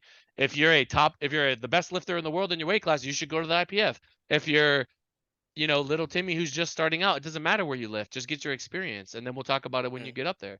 So, that's pretty much that. But I mean, to be honest, what you just said there about what's being a USAPL national champion and being a world champion, you can't even put them together. Do you know what I mean? It's like what your arrogant sprinter said the other day. Basketball calling themselves world champion. As much as people gave him heat, but he was right. Do you know what I mean? Right. I mean, it's not a hard concept to understand. I mean, it was right. So it's like, we soon will be having USAPL Congo. I can't wait for that to happen. But anyway, USAPL Nigeria, that would be interesting. Boys, Mo and Espin, if you got last question, guys, throw it around so we can let the guy go. I've got a simple one for you, Ross, and then hopefully I'll ask the big man Joey another one. For you, Ross, I'm going to be in the stands. I'm not going to be Jurins. I'm not going to be batting out on the platform or pulling any deadlifts, right? So I'm there explaining a show. So as everyone coming to Sheffield, what can you tell us as the fans, as the spectators? what sort of performance are we expecting at Sheffield? What are we expecting in terms of you as an athlete, you as a showman, and you as a representative of powerlifting itself? Yeah, I mean, so for me, Sheffield has been the pinnacle for the last 2 years of what I think powerlifting is going to be. And to me, this is almost like what Joey said, like a love letter to powerlifting. So I almost want to deliver my version of a love letter to powerlifting. So, I mean, I'm taking it very serious. Like, I'm not, you know, I'm not mincing words when I say that everything that I do, I look at it as what's going to happen in January. So like, just know that it's a big stage. I love big stages. I try my best to show up as best as I possibly can for those big stages. And all I can say is that I'm looking to do something special, whatever that's going to be. That's what I'm looking for at this stage. And I think Sheffield is you know, I've been doing powerlifting for a long time, and the fact that we have Sheffield here and I get the opportunity to compete at it, I'm not taking it very lightly. So just know that, and however you take that is how you take that. This question is for both of you. Is there anything? Well, obviously, Worlds is done now, right? You guys have like forgotten about in that, but is there anything that you guys wish you done differently? Something that stays in your head even till now that you're like, fuck, man, like if only we did this. Like, obviously, it's gonna always stay in your head, right? Is there anything that is always gonna stay with you, like forever, like no matter how you could you do specifically this World Championship? Yeah. I'll go ahead. I mean, everything that I did, like, to be honest with you, like the whole preparation leading up to it, just not respecting the process. I think I disrespected the process and underestimated my competitors. So I think that if, I had an opportunity to do it all over again, maybe I would do that all like a completely different way. And then I think that's pretty much it. Like, it's kind of hard for me to say if I would do it differently because I think that everything is just leading up to where you need to be. I could look at this chapter as it forcing me to do to do things a certain type of way, and that might blossom into something even greater that I didn't even think was possible. But it took this experience to get to that point. For me, like whenever I competed against Brett in 2019, it took that loss where it wasn't like I was expecting to win, but the way that I lost, I was like, nah, this is pretty embarrassing. And that pain and that hurt took me to a different level. So I keep looking at things like that, like, hey, like whether it's success or failure, it's leading you to where you need to be. So, but I would say, yeah, just definitely the preparation leading up to Worlds. I didn't take care of business on that front in my respect. So definitely would want to do over on that. I think for me, I'll just kind of work backwards off of what Russ said. What happened at that meet? I mean, we got to look at Russ's whole career, look at everything that he's done.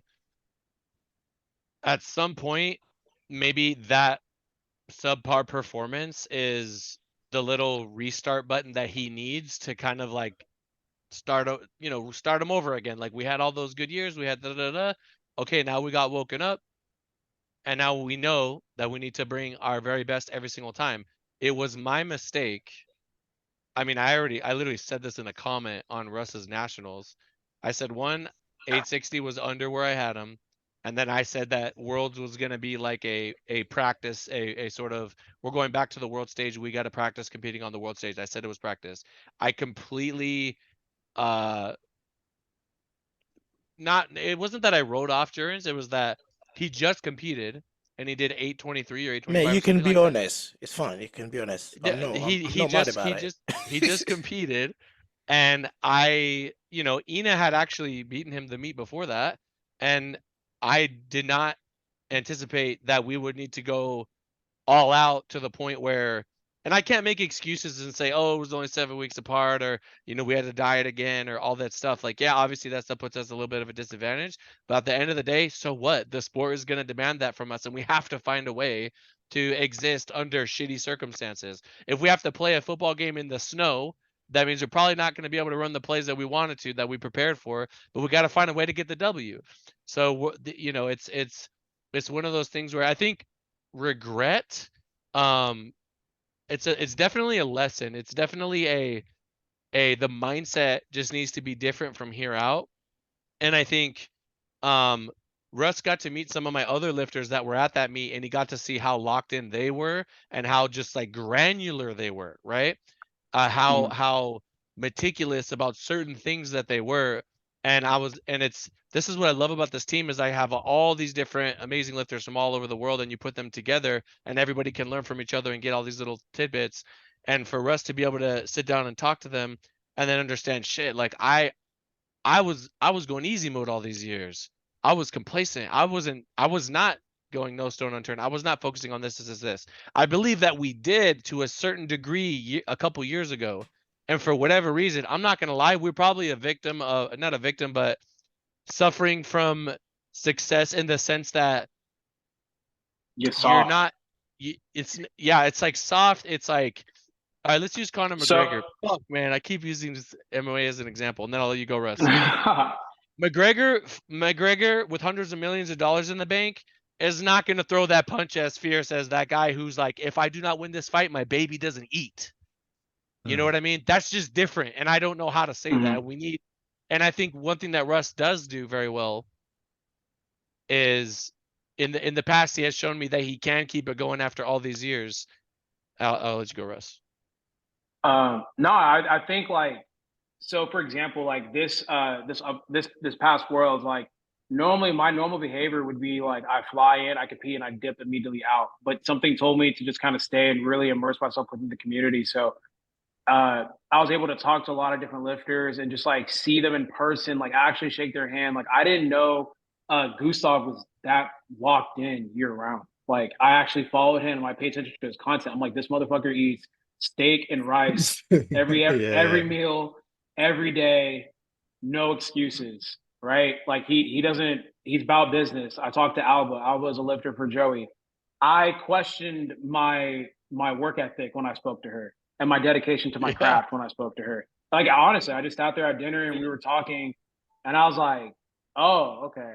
Wow. I thought I was I thought I was actually working, but no, there's this little grown Swede that lives in a fucking cabin that is like really, really, really working hard, right?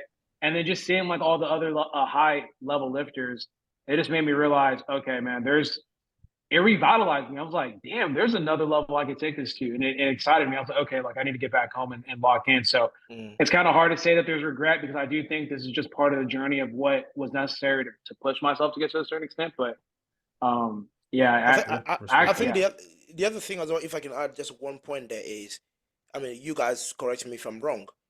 2021 and 2019 or 2018, as we said, the world has moved on from that. You know what I mean? So powerlifting is like 3, 4, 5 years ahead from where it was in 2018 or 2019 or 2021. So it means like, as Joey said, as lifters now, we understand the mechanics of lifting, and we understand what importance nutrition does, sleeping, the amount of water you drink a day. Like me, like you laugh if I tell you this. The day we competed, the day before, I only had 55 steps. I recorded 55 steps the day before. 55. You did a move.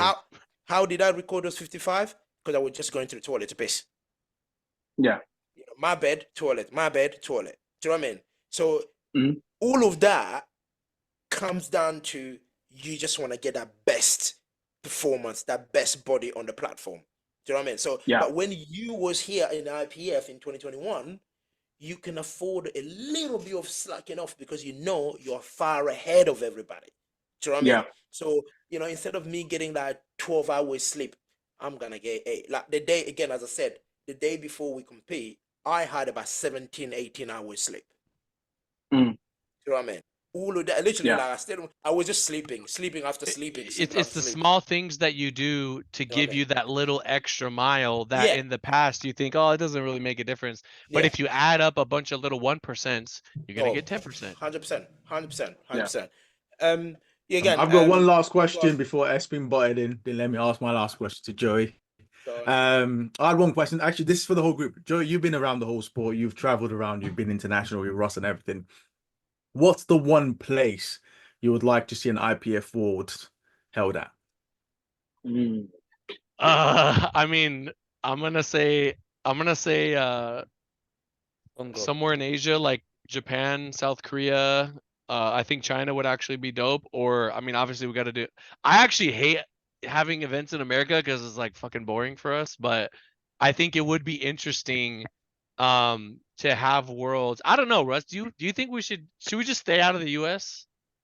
I don't know, No, because it's I like don't know what you're talking about. I'd love to have a Worlds in the US. if we had, well, yeah, for the competitor side, it would be very interesting to see like a world that it will never be in Los Angeles because it's too expensive. It's never gonna be in like anywhere like that. But it would be dope to have maybe worlds in like a Tennessee or something like that, or like a Houston Or or Alaska would be cheaper. yeah, fuck it, let's go to Alaska. I mean, we could go, but yeah, somewhere in Asia, somewhere where the culture is just so different from what we're used to. Singapore might be super dope. Something okay. like that. Something like I mean, I've been to Japan. Obviously, it's incredible. South Korea was so good. Like it's all those different types of places. I think it'd be really interesting. I'd love to go to Spain. I think there's a junior meet in Spain. No, not junior meet. Something in Spain next year. I need to take a look at the calendar, but I think Spain would be dope. I mean, maybe Stockholm, something like that. But yeah, I would say if I had to pick, I would pick either probably US or like Asia, something like that. Something like I think Japan would be sick.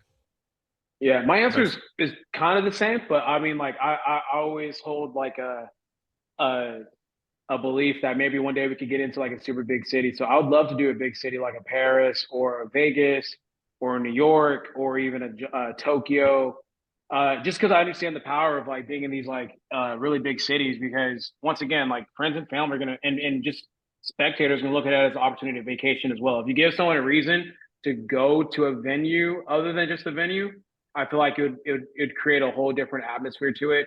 I mean, we had so for example, right, we had which I to the credit of the USAPL, we actually had a nationals in Vegas. That was the best nationals I've actually ever been to. Not necessarily the nationals, but all the festivities outside of it. After I took care of business, we fucking went to the club. I got kicked out of a club. We went to dinners, like we were at day parties, and I was with my friends, and it was the first meet that I've ever had that. But it was because they actually wanted to come because it's Las Vegas. Like, who wouldn't want to go to Las Vegas for a quick weekend break, right? I went So to I think sleep. that yeah, Joey wasn't with me. Joey wasn't with me. But I mean, shit. Like I went to a club and watched Chris Brown. I was like 15 like feet away from Chris Brown before I got kicked out. Like it was. See, so the listeners, Yeah. these listeners are listening. Ross is not always that same guy you guys think follow on social media. You know what I mean? It's not. Yeah.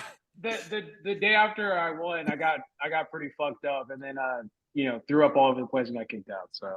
Yeah, that's crazy. But I don't like talking about that on social media. So.